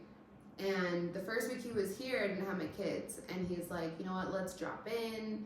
Let's meditate, let's like get creative, go under the light. So we microdose and we smoke a little and we go under the light. And while I'm under the light, what happened the first night at Rainbow Ridge 4 years ago happened again, which was I kept seeing a cross. Like, because under the light, your eyes are closed, this light pattern's going off, and you're seeing colors, shapes, visuals, you're feeling things. It's like a psychedelic journey without taking psychedelics. So I'm seeing the cross, and it slowly is now not just a cross, but a cross with Christ on it. And I was like, why the hell am I seeing this? Like, it was so weird. I come downstairs to you and I tell you that, and you're like, and I was like, I'm gonna journal and meditate. and I'll probably ask you some questions. And you're like, okay, I'm gonna go into the light while you do that. So I'm hanging out, journaling. I start to meditate, and I'm laying on my couch in the living room. I'm meditating, asking myself, and I remember being like, was that all real? Did he really die on the cross? Why did he do that? Like asking all these questions, and all of a sudden the doorbell rings, and I'm confused because it's late. No one rings my doorbell, and I get up to answer it. I like can barely function, to be quite honest. And I open the door, and it's 2 female Mormon missionaries, which in all my life living in Utah, I have never had missionaries knock on my door, ever. Especially like since living on my own when I was 18. Like no missionaries ever done that. So I'm tripped out, and all they say to me was, hi, like, sorry, I know it's late, but we're wondering, you know, how do you maintain your relationship with Christ?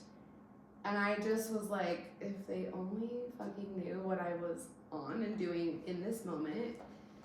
But I didn't say that. I said, I embody my higher self and I meditate. And they were like, oh, that's beautiful. Thanks so much for sharing. And like, I'm paranoid now. I don't want them coming in my house for many reasons. One, just because like I'm in the zone. I'm not sober. Like I wasn't in the mood to deal with that either. So they just leave. And I'm like, holy shit, where's Craig? Where's Craig? I have so many questions. And he finally comes downstairs, and I was like, okay, I need you to tell me all things about Jesus. And you said, well, let me ask you, Deb, do you have a relationship with Jesus? And I literally was so caught off guard because I've never been asked that before. But I was like, no, I don't. Then I sang her my church's mission statement song. You sang it. You sang it. It was a good one. In response to God's love, our mission is to bring individuals and families It should just be the opener. into a loving, personal relationship with Jesus Christ and one another. It's like not even a song. We had to sing it as a staff. I was an intern, and somebody did the bell. And one another. Ding. How's your relationship with Jesus? But then I had no answer, and so you're like, let me show you something. And so then that's when you showed me the Christspiracy trailer. And these are the same guys that made Seaspiracy, Cowspiracy, what was the other one? What the hell? Oh, What the Hell. So like they're reputable people. And so I was stoked, watched it, felt so many different things, but I also had no attachment because I don't know a lot of things about religion. I don't know about Jesus personally. Like I just wasn't educated, so there's no attachment like there would be for someone like you who like knows all those things. But I was so curious. And so what happened when you first watched Christspiracy?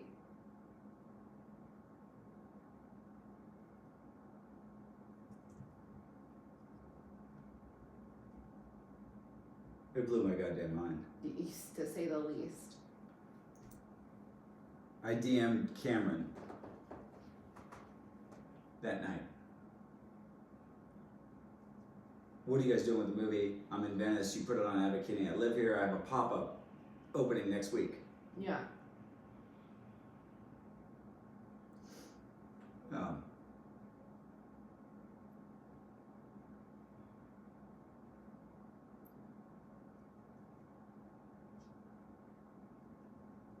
Yeah, it was.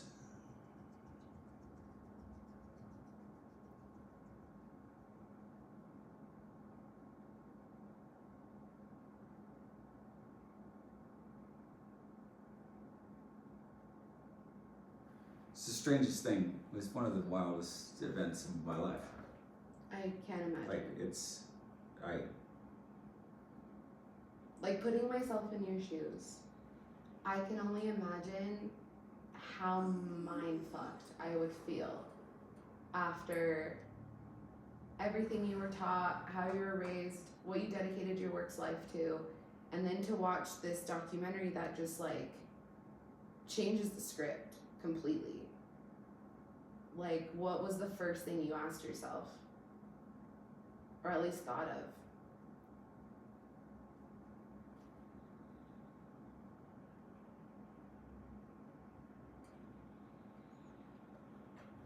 A giant download on a puzzle on this one, just throwing me back just by talking about it.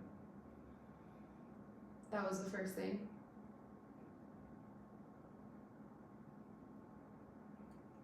Did you feel like sad, angry, like emotional? No, I'm wondering why I was smoking this today. Mm-hmm.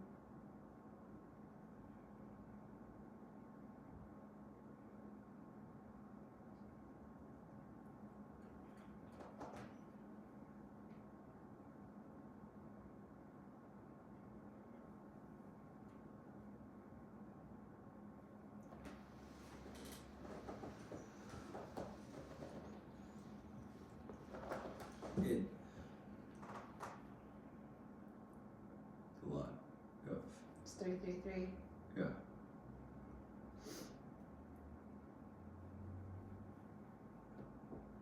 Venice Beach is a point in my life. It's the ninth inning, 2 outs. It's fourth quarter, 2 minutes left. As far as how I saw my life, because all my life has been on a matrix system of money. Mm-hmm.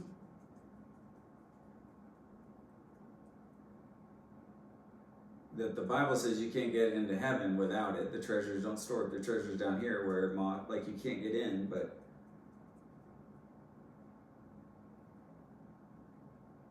so I knew I had to have nothing. It's just the game I wanted to play. Mm-hmm. I'm not mentally ill. Like, this was in my letter to Jeanette. I've never missed a retirement check in my life. Mm-hmm. I've never missed a match. I've never made a late payment. I never missed it.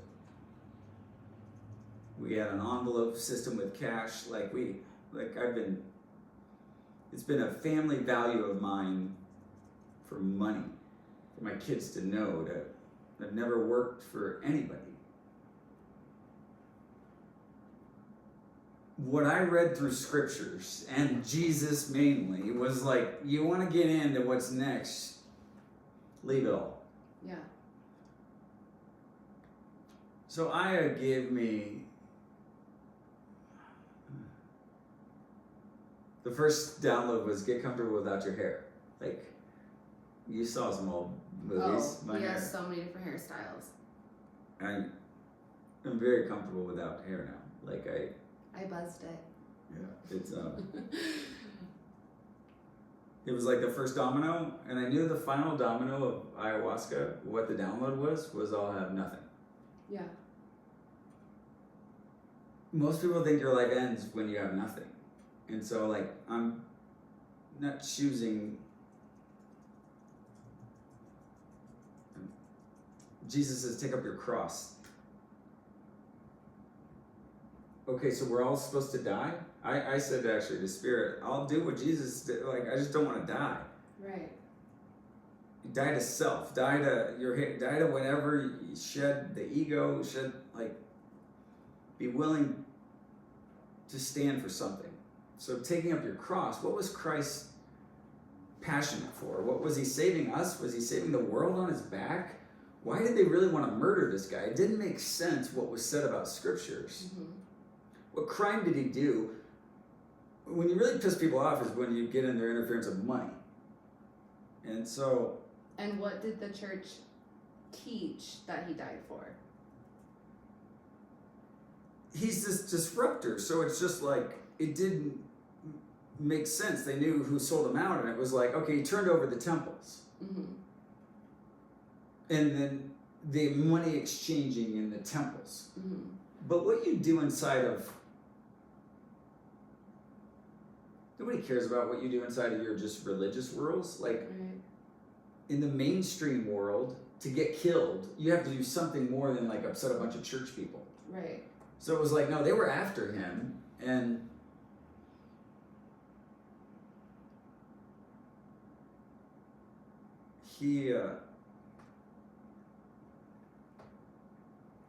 he's shutting down the temples. So what's he shutting the temple of? They just said a den of thieves and merchants. So that's what they've led us all to believe. Yet we live in a world where, like, Rick Warren has sold I think he's made $70 million selling a book called Purpose Driven Life. Joel Osteen has church where the Houston Rockets played basketball. Like, there's money, there's guys on TV that are answering, like, the church and religion is one of the most blatantly ridiculous when it comes to money. You have to give it to them as a tithe, and we got it, and then what they do with it. You can Google that. So Jesus went to the cross for that, and yet we're still doing that. So it's just like the guy that we're wearing on our neck. So when I signed up to be a pastor, it was a calling in Venezuela at 16. I want to be on Team Jesus.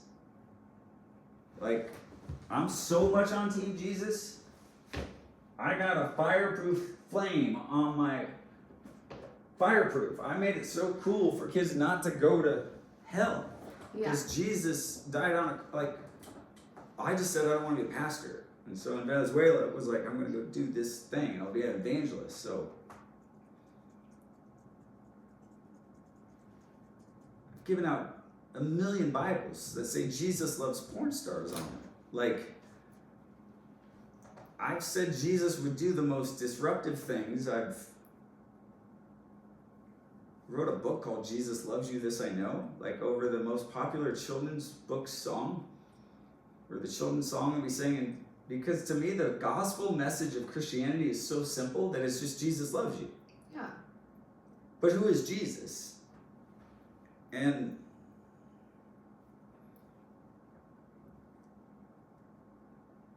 they were selling animals. Not just selling. There's a lot of shit in the Old Testament about sacrifice of animals, and then you see how food industry has made its way in. And so when I'm watching this trailer, Kip, the director, made a film in 2016 called What the Health. I made my kids watch it, and we decided for 40 days we went vegan. Mm-hmm. That shit was hard in 2016. Nobody was doing. No one. Morgan Spurlock's Supersize Me? Oh, that one made me sick. I haven't touched McDonald's since. Yeah, I wouldn't eat McDonald's. Like, if you eat McDonald's still after watching that, like, don't turn this off right now if you're not going to allow something new to penetrate you enough to go, oh, wow, I shouldn't do that anymore. And so I knew Kip was a truth teller. Oh, yeah. Then Cowspiracy, Seaspiracy. So then I was like, Cameron. He's a Mosaic guy. Mm-hmm. We love Lainey.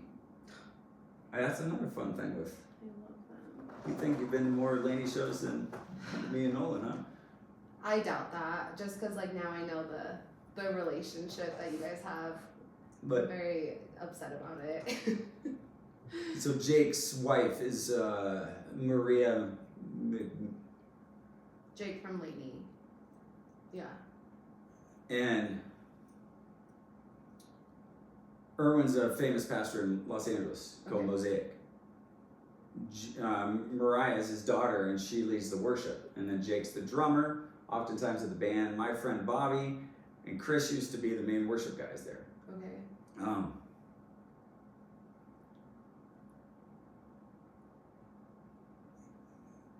Big influential church, big reach. Right in the funny thing about Lainey too is Paul used to, I guess, be a worship leader in, I want to say, Oklahoma. So I always knew when I picked up there was a spiritual, there was something in their music. Mm-hmm. Cameron was a part of this crowd. So Mosaic,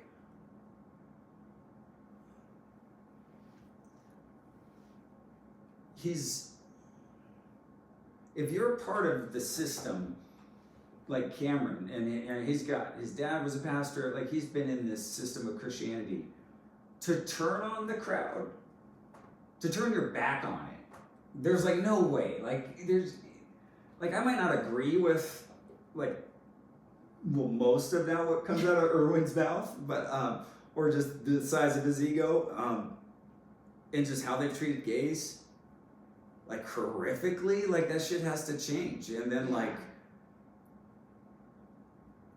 but Cameron was just a Bible-believing, God-loving, serving, faithful Christian guy that was living in his camper van,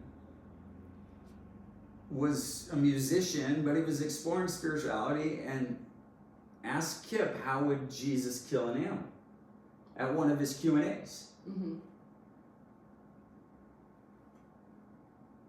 I got to go see Michael Pollan and have the same kind of thing at a Q&A where it was like, he read my question. It was like, oh, fuck yeah. Yeah. After I got an email, like, so those two aren't out for propaganda.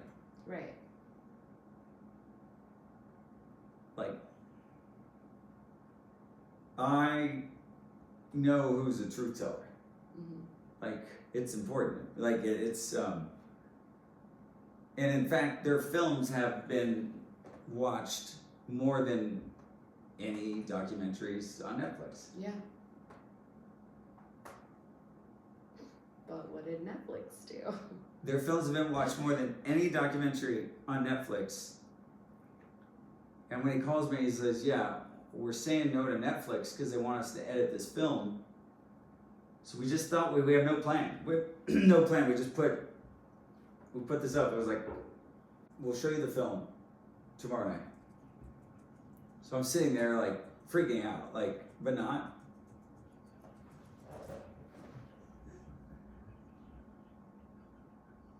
The only reason I had this pop up was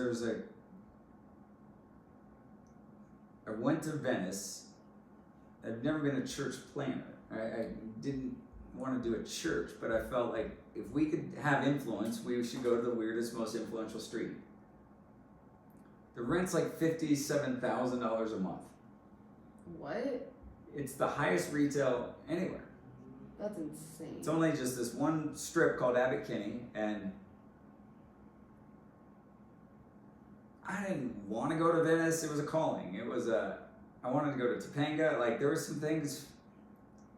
I wasn't steering the ship since ayahuasca. It was a full surrender of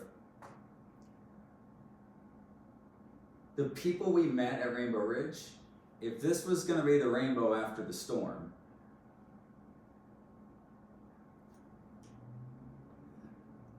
I spent all my money that I've ever spent saving in a coal mine.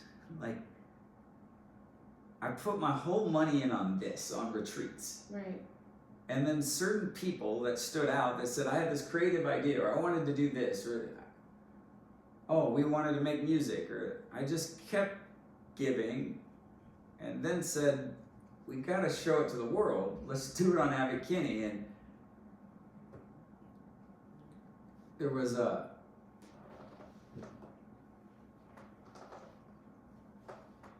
brand of cannabis that I've come up with called Christian Cannabis. We took a meeting with a big company that has some of the biggest things in cannabis, and on our first date they said, why wouldn't we acquire you right now? We're like, you should. Yeah. We did an LOI for a deal. These guys own most of the assets to MedMen. They have some well-respected things, but the one owner comes from nicotine. Enjoy. My business partner Guy was one of the first guys to know how to vaporize cannabis in Colorado. He's made some of the best edibles now and tinctures and topicals, but his history is with nicotine? No, with extraction and concentrates and things with vape. And so when these guys knew what we had, not only was this Christian cannabis with what we had,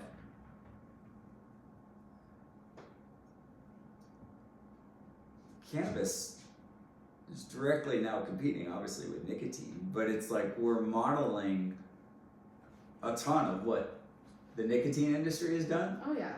With. But it's kind of genius. Yeah, so the innovation side, the other partner was one of the founders of Vice magazine. Mm-hmm.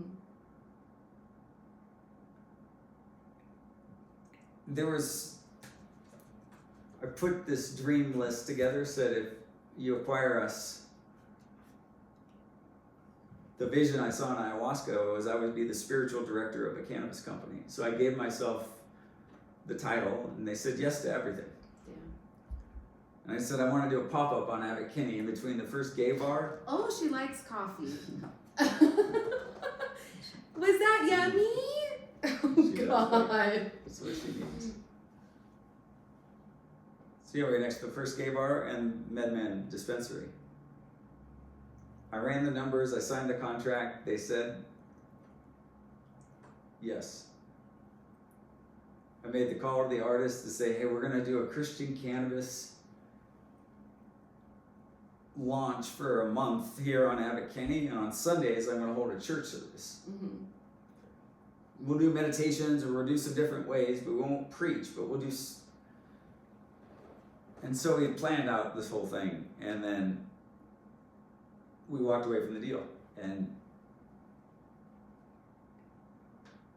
these guys weren't honest, they weren't a good company, and we dodged a great bullet.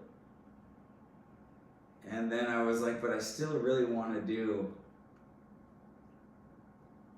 this thing really bad, but I don't have a brand yet. Yeah.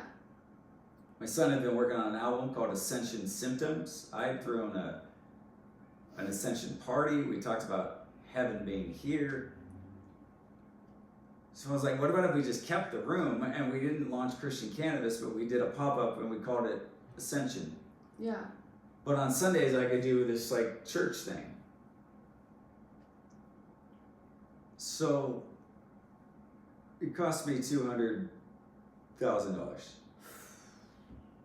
I was at a point in my life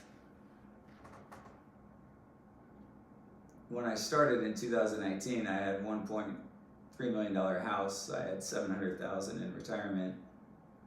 I had multiple businesses and just things.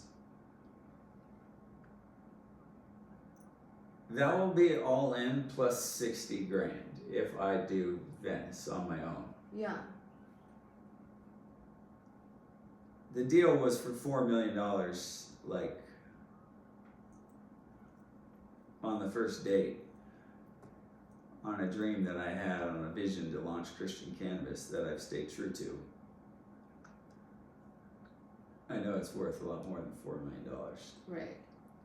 They were offering that for 90% with then the chance in 5 years and all the upsides, and I held my hand. Damn. And I can't be bought. I can't be off. I mean, it would help their.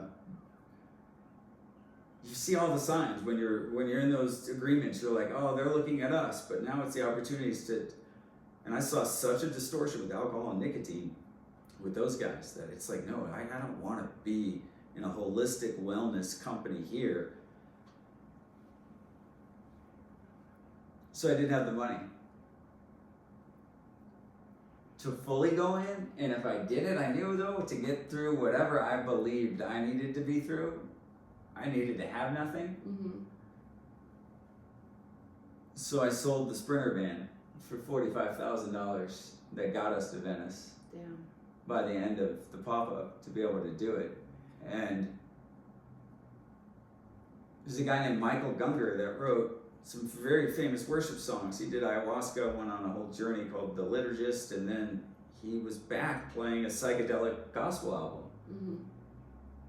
I called him, I said, would you play this church service on Sundays? I don't know what I'm gonna do, but I have this light that stimulates the third eye, that I have cannabis next door. I'm just gonna do some disruptive things on Venice. Yeah. Sounds like a fun church. All the vibration of the sound and the, like, it's just, we're gonna paint the whole place. And And then here, when you're all in, if there was one more thing to get me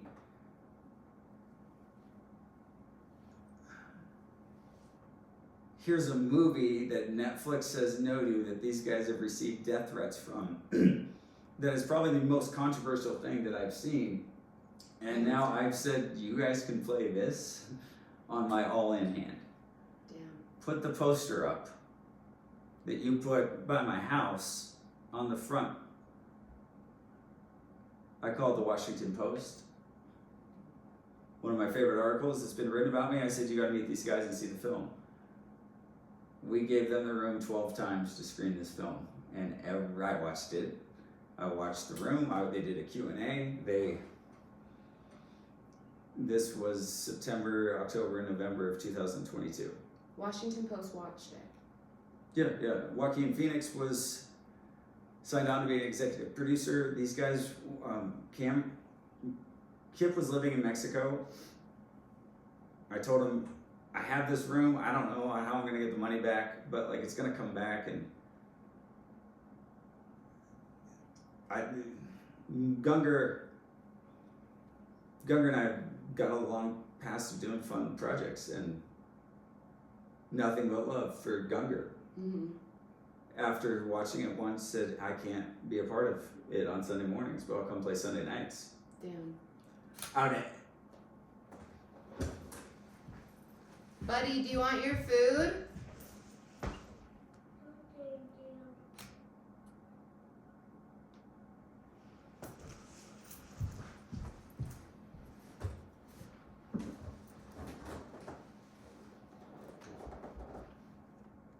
Yeah, out of everything that's involved with me, that like Gunger's fine with, but going, I can't be anywhere near this film.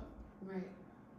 It pushes up against something that you can't unlearn, or you can't unsee, or you can't. It's new information that if you're still attached to this story, and this is your personal relationship with Jesus. Yeah, so it's like they've made him into this larger than life Avenger type character that, what about if it's you and it's not him? And what about if he died for the animals? And then you see the corruption of the religion rules of every spiritual, and I can confirm this. Like, I've been Team Jesus, but I've dated around now. Yeah. But in my spiritual, like I'm not that guy either. Like they're all telling us the same story. But at the top, whoever holding the books have some rules and some things that keep you apart from really getting.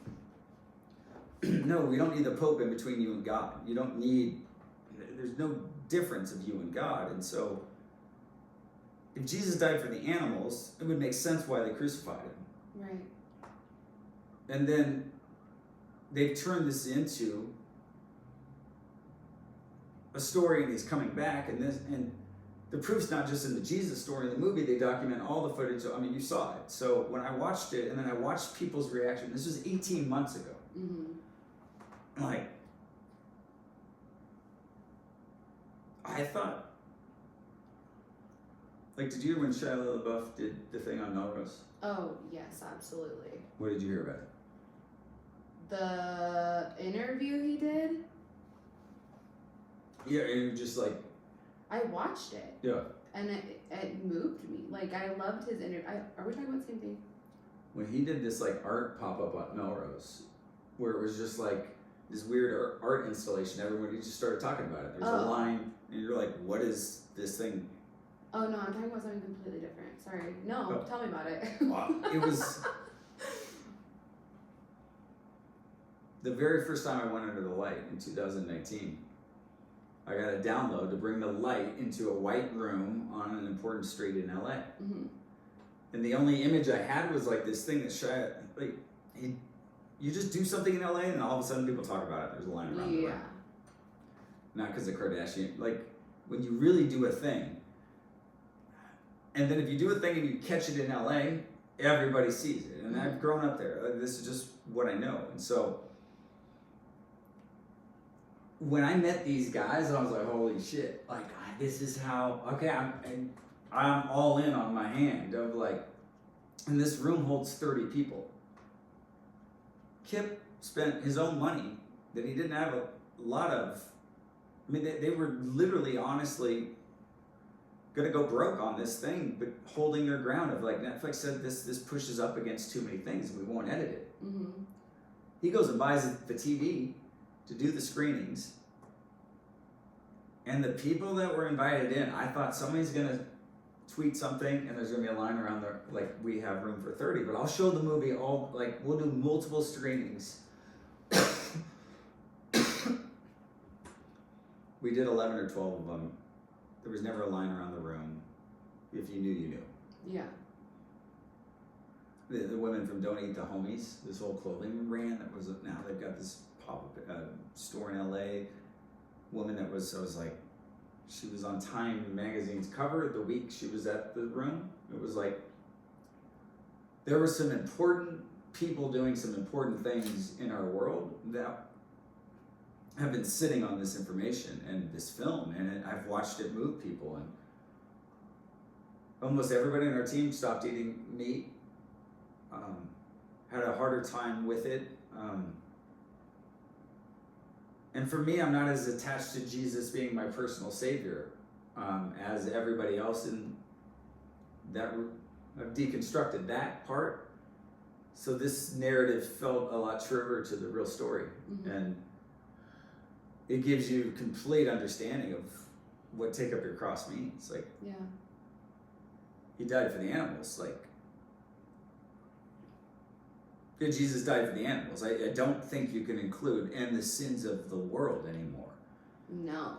So I've wrestled with this whole thing of like, do I want to be a Christian? People ask me, how's your relationship with Jesus? It's like, he's still the one that I've read the most or have the most understanding about. But I don't separate him. I never prayed to Jesus. It was God. There was this sense of this still small voice inside of me that I knew was me, that wasn't separate from. And very grateful and thankful of Jesus, but so in 2024, there's a film that's now going to tell you Jesus died for the animals, and there's Christian cannabis that's going to say, hey, it's not the devil's lettuce. And maybe cannabis is spiritual. So now I'm more excited to be like, I want to be in the new Christian club. Yeah. Because it's like, it's conscious. I haven't eaten beef since New Year's. I gave up all red meat. I've eaten. I'm still trying to understand the fish for me. Like I've been eating fish, very rare, and then chicken a couple times. But chicken I'll be done with. Like, I'm done with chicken. Like, actually, I'm done. I'm over chicken now. It's just saying it out loud, just breaking up with it. Completely.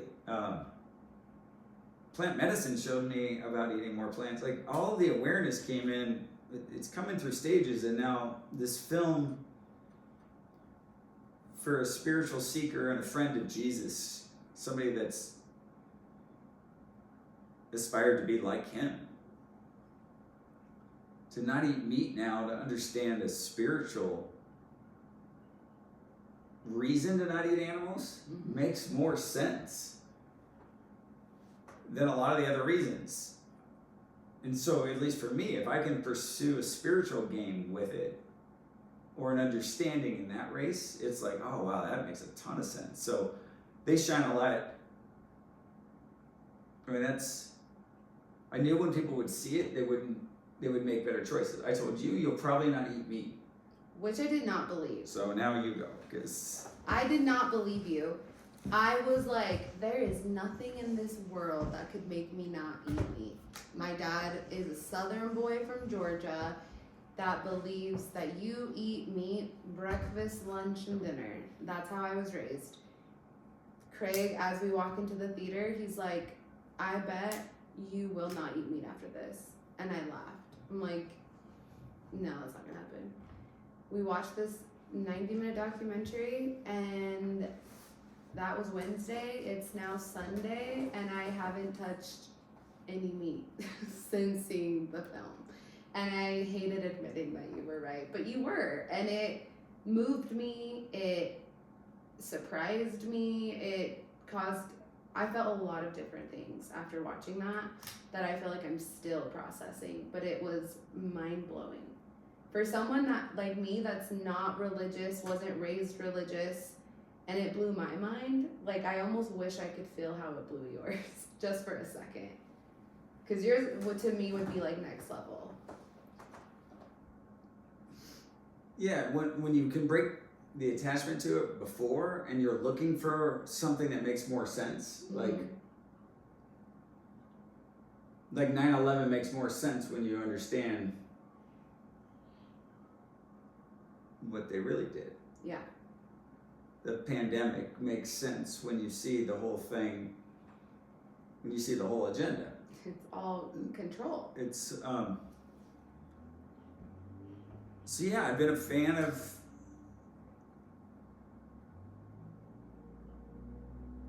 Jesus, like the way he did things, like his calling, going all the world and tell people about, this, but it's like we turn that into me. I don't ever think Jesus was like, tell people about me. We made it all about, he was a sacrifice.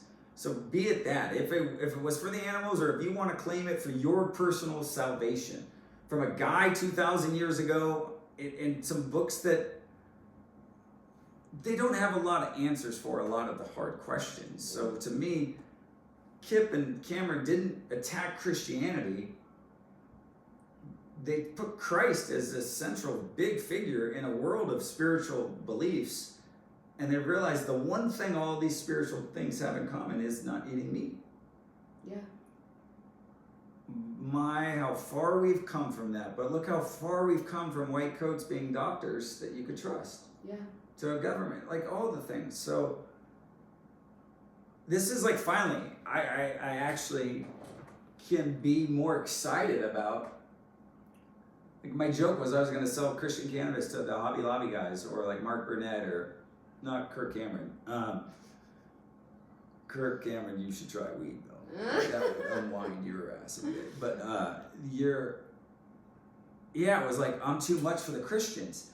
So now to see a Mosaic guy, to see Kip, to see this, and so I made a lot of phone calls this past week because we did the pop-up. They then made a Kickstarter video, and they raised $450,000 to get the money back. To give Netflix made it an exclusive, gave them $500,000. They spent 5 years on it. Netflix has edited it. Netflix put out Cuties.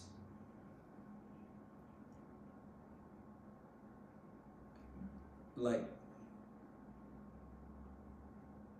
this pushes up on everything that owns Netflix. Yeah. Religion, and when you connect it with dairy, when you connect it with meat, when you connect it with government, they cracked the code on this. This is 5 years. This is the finale of a 3-year trilogy. Like, I don't fucking watch The Lord of the Rings and that. This was this. And the final piece of their 3-part deal is on Christ. And they're right. They're right. I'm sorry about your beliefs that are built on something that have to be washed away. The Bible says if it wasn't on a firm foundation, it would just be washed away. My friend runs the Bible app that has 600 million users in it. He took this thing onto an app, and now I found out that there's books that have been left out of this called the Gnostic Gospels. Hey, Bobby, why aren't they in there? Oh, well, who owns this? Like, this book becomes a book of controls, and a book that if you live your life trying to find, okay, well, what does it say about weed? What does it say about this? What about, I got a new roommate? What about this? Like, all right, what has God, oh, this. Like, it's just put it down and find yourself. And I wanted everybody in the world to see it. Like, that's when, you know, when I was like, the Post, I wanted them to run the story right away. It's been lonely on this departure from mainstream Christianity for me. So to find two of the most respected guys that I know in films now do something with a gentleness to it and a care. Cameron has I'm a disruptor. I don't fucking care. Like, I'll turn the tables over. They're not turn the tables over guys. You see in the film that they're gentle. They're trying to just present the truth, and they know it's going to hurt and have a hard time once they have the footage. But the footage is true. Yeah. It also is fun. It makes me look at it differently because Cameron is a very active Christian, and like. Right? For him to go seek this truth, I was like, I wonder what he was feeling. I wonder if that changed anything for him. But I also found it really cool that he was open-minded enough to actually seek answers to that. And take it. Yeah. Yeah. So yeah, I was telling you about it. So I get here.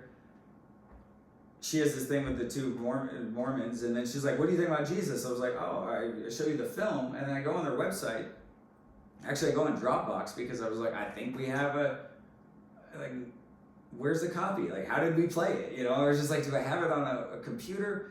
I hit up Cameron, he's like, we can't give you anything right now. It's going to theaters.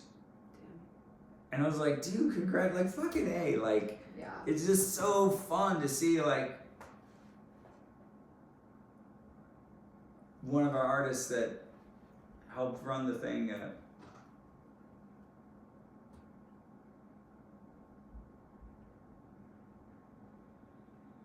I met him in the middle of the road in front of my apartment. I said, you got to play this album. I put him under the light. I gave him a night to play it. He calls me months later. He's like, hey, I'm at the Warner Brothers. I just told him about what we did in Venice. They want to meet your artist too. And what's happened since we did Venice didn't bring back my money. Right. I've still held my cards with Christian Cannabis, said no, like, I've been told I knew the things that we put out there would come back in a way, and to now see a theatrical release that's happening today and on Wednesday in 650 theaters, that's like, fuck you, Netflix. It's like, yeah, fuck you, Netflix. Like, the stuff that you see in our world with the disruptors, they can't silence it anymore. And so I think this film, if you're attached to the story of Christ would want you to see it. Mm-hmm. Like, to see history. How many more times are we going to see the Passion of the Christ? Like, there's new stuff to see about the story. I watched the Mary Magdalene thing on Amazon. I was like, I don't think Christ was a virgin. No. Like, come on, dude, why did he just travel with dudes? Come on, like, okay, I don't believe what you want about Jesus, but believe more things about yourself than some history story of like, they were there to show us what we're all capable of. And I think it's fun to see, like, you don't know how it's all going to come back, but I go, The Simpsons said 2024 is a disruptive year. So just inside Christianity, things are going to break down in your religious rules. You're going to get new information and go, oh, wow, Craig was right, cannabis is spiritual. Guess what? I didn't say that. Stephen Gray wrote in I don't know how many years ago, about cannabis being spiritual. Like, these things are true. There's probably UFOs and aliens as well, so it's like we haven't been shown everything, so believe in something. If you put it all on JC, you got the bracelet on and you're wondering the goal of this is to embody this enough inside of you to go, oh, I know what I should be doing. So the theater wasn't full on Wednesday night. There was one other couple. And so today, it's amazing that they got the release, but these guys need the support. And I hit up everybody I know, and nobody's hit me up in the church. And then it's like, oh no, Craig, so yeah, I'm just a guy who now does plant medicine and doesn't believe the whole story that is compact in this.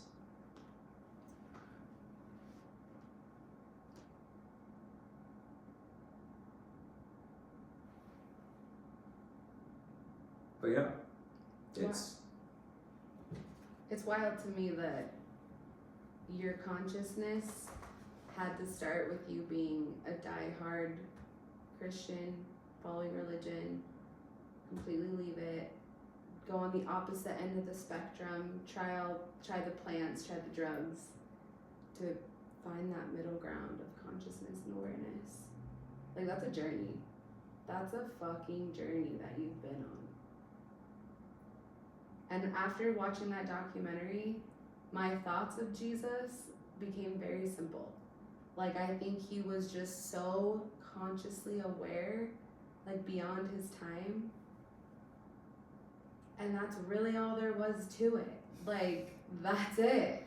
Yeah. But it's been manipulated or transcribed in so many different ways to, like, control everything. But after watching that, I'm like, this is just, it's simple. It's just so simple. But beautiful.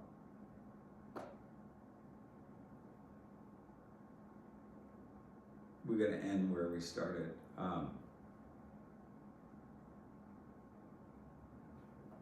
Bronson and they bring their friends.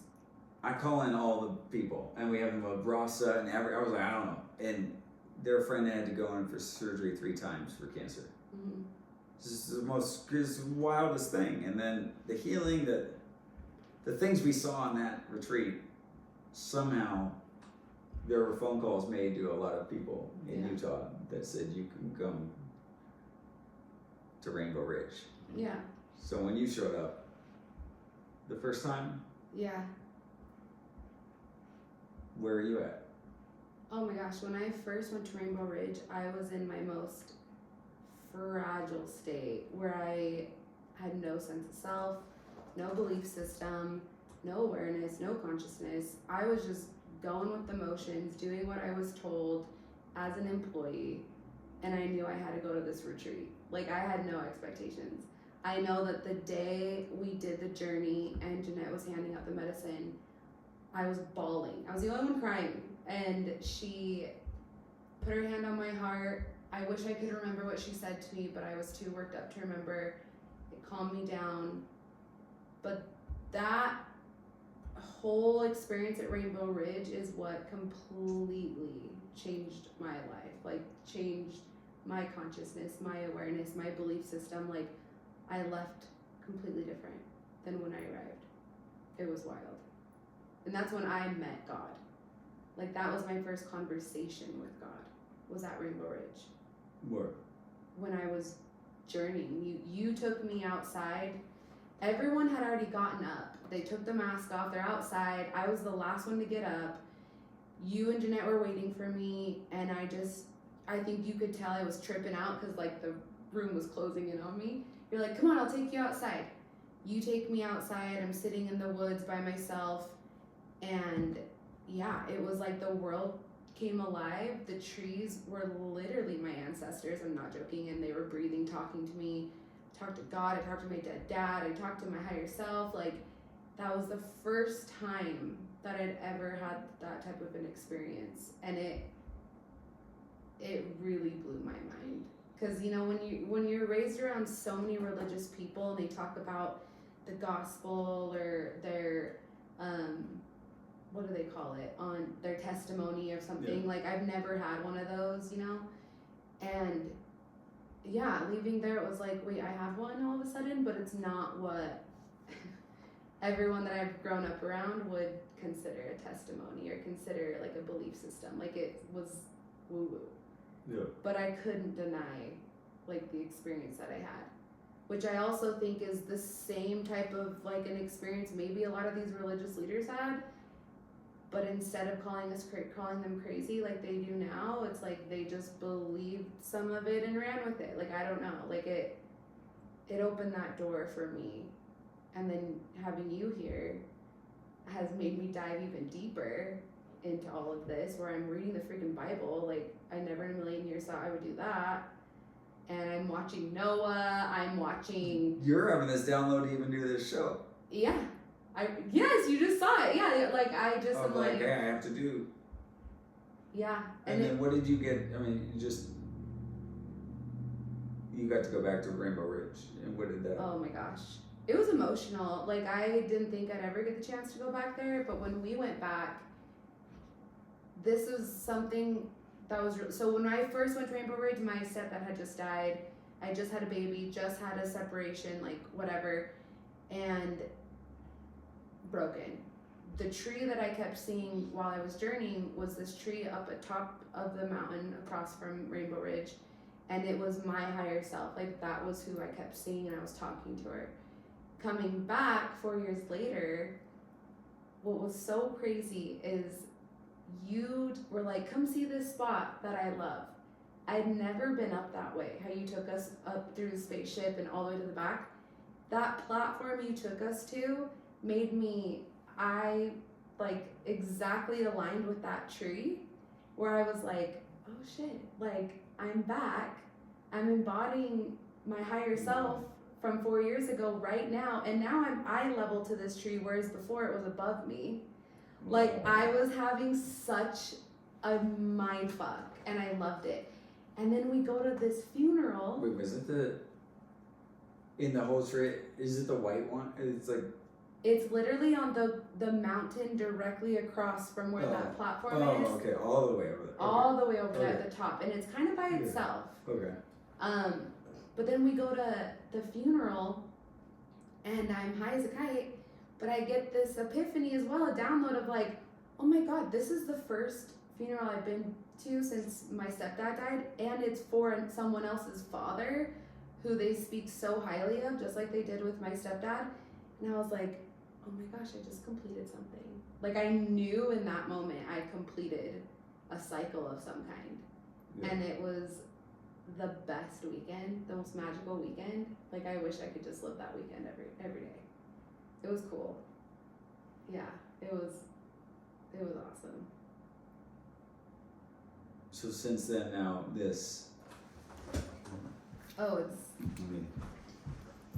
almost done, Bubba's.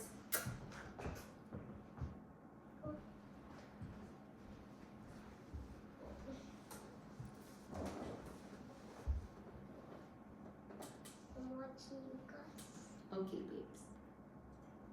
So since then, we're 2.5 hours in. Yeah. To this conversation with me. Yeah.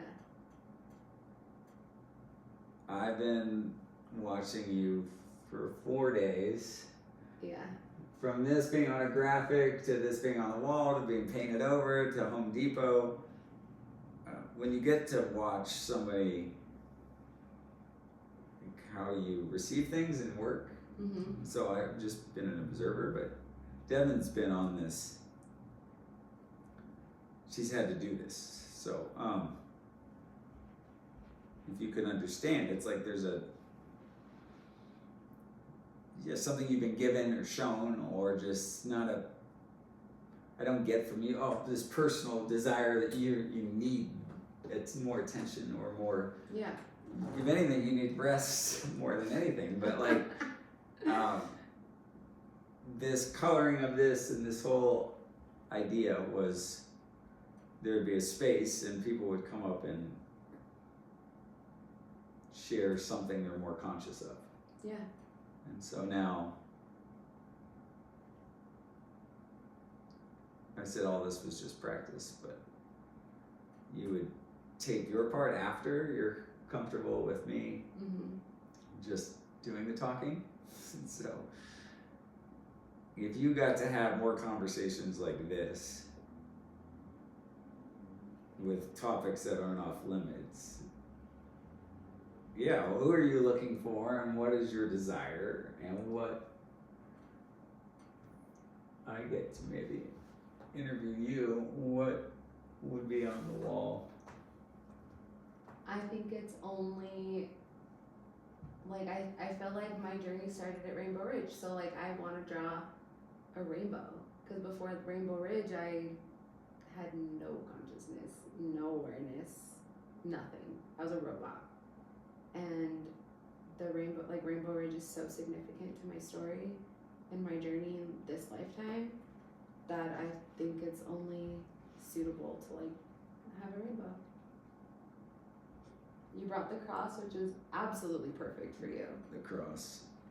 And I'll bring the rainbow, which you are a huge piece to my journey. I told you when I was on mushrooms and you came over to check on me when I was in like the thick of it, I had that moment of like, I'm gonna see him again. Like I just knew there was something, but I ignored it and didn't know anything, like didn't know what it meant, but I was like, I'm gonna see him again. And it wasn't until 4 years later that you accidentally called me. And now here we are. Like, it's just such, life is wild. So what do you want to do with Conscious Corner? I want to talk to people. I want to connect with people, hear their stories, spread consciousness and awareness. I want to learn from people. I love hearing people's stories. I love hearing how they got to this awareness or this consciousness, even for myself. And I want to explore other beliefs, explore other opinions while I'm on this like spiritual journey of like, okay, what are my beliefs? What's real, what's not? Like, I'm just completely open to all of it. Who do you want to talk to? Everybody. But specifically, because I'm in Utah, because the Mormon culture here is so significant, I would love to talk to Mormons, to ex-Mormons, to missionaries. Like, I want to really understand the hype. I want to understand if there's trauma. I want to understand what they really believe and why they believe it, and maybe even challenge it a little bit, but not be disrespectful in any way, but just have an open conversation, because, I mean, we'll talk about it on my episode, but it causes a lot of, religious trauma that I think if we can have an open mind, have a discussion of even just why someone was so dedicated and why they left, connect the dots. I mean, that right there is consciousness, right? To not have to follow a leader that calls himself the leader and do as they say to make it to God. Like, there's so much more than that. So yeah. What else you want to do with it? Oh, there's so much I want to do. I really want it to just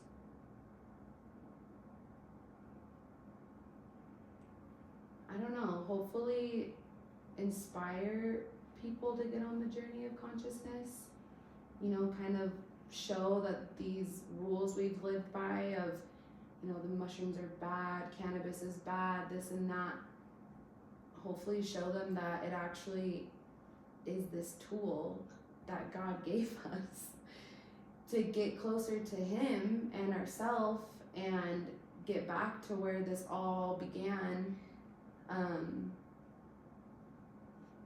And that it's okay. Like, it's not gonna fuck you up. It's not gonna make you go to hell. It's not gonna, like, just the awareness. What could you see being done with this? Oh, I thought you'd never ask.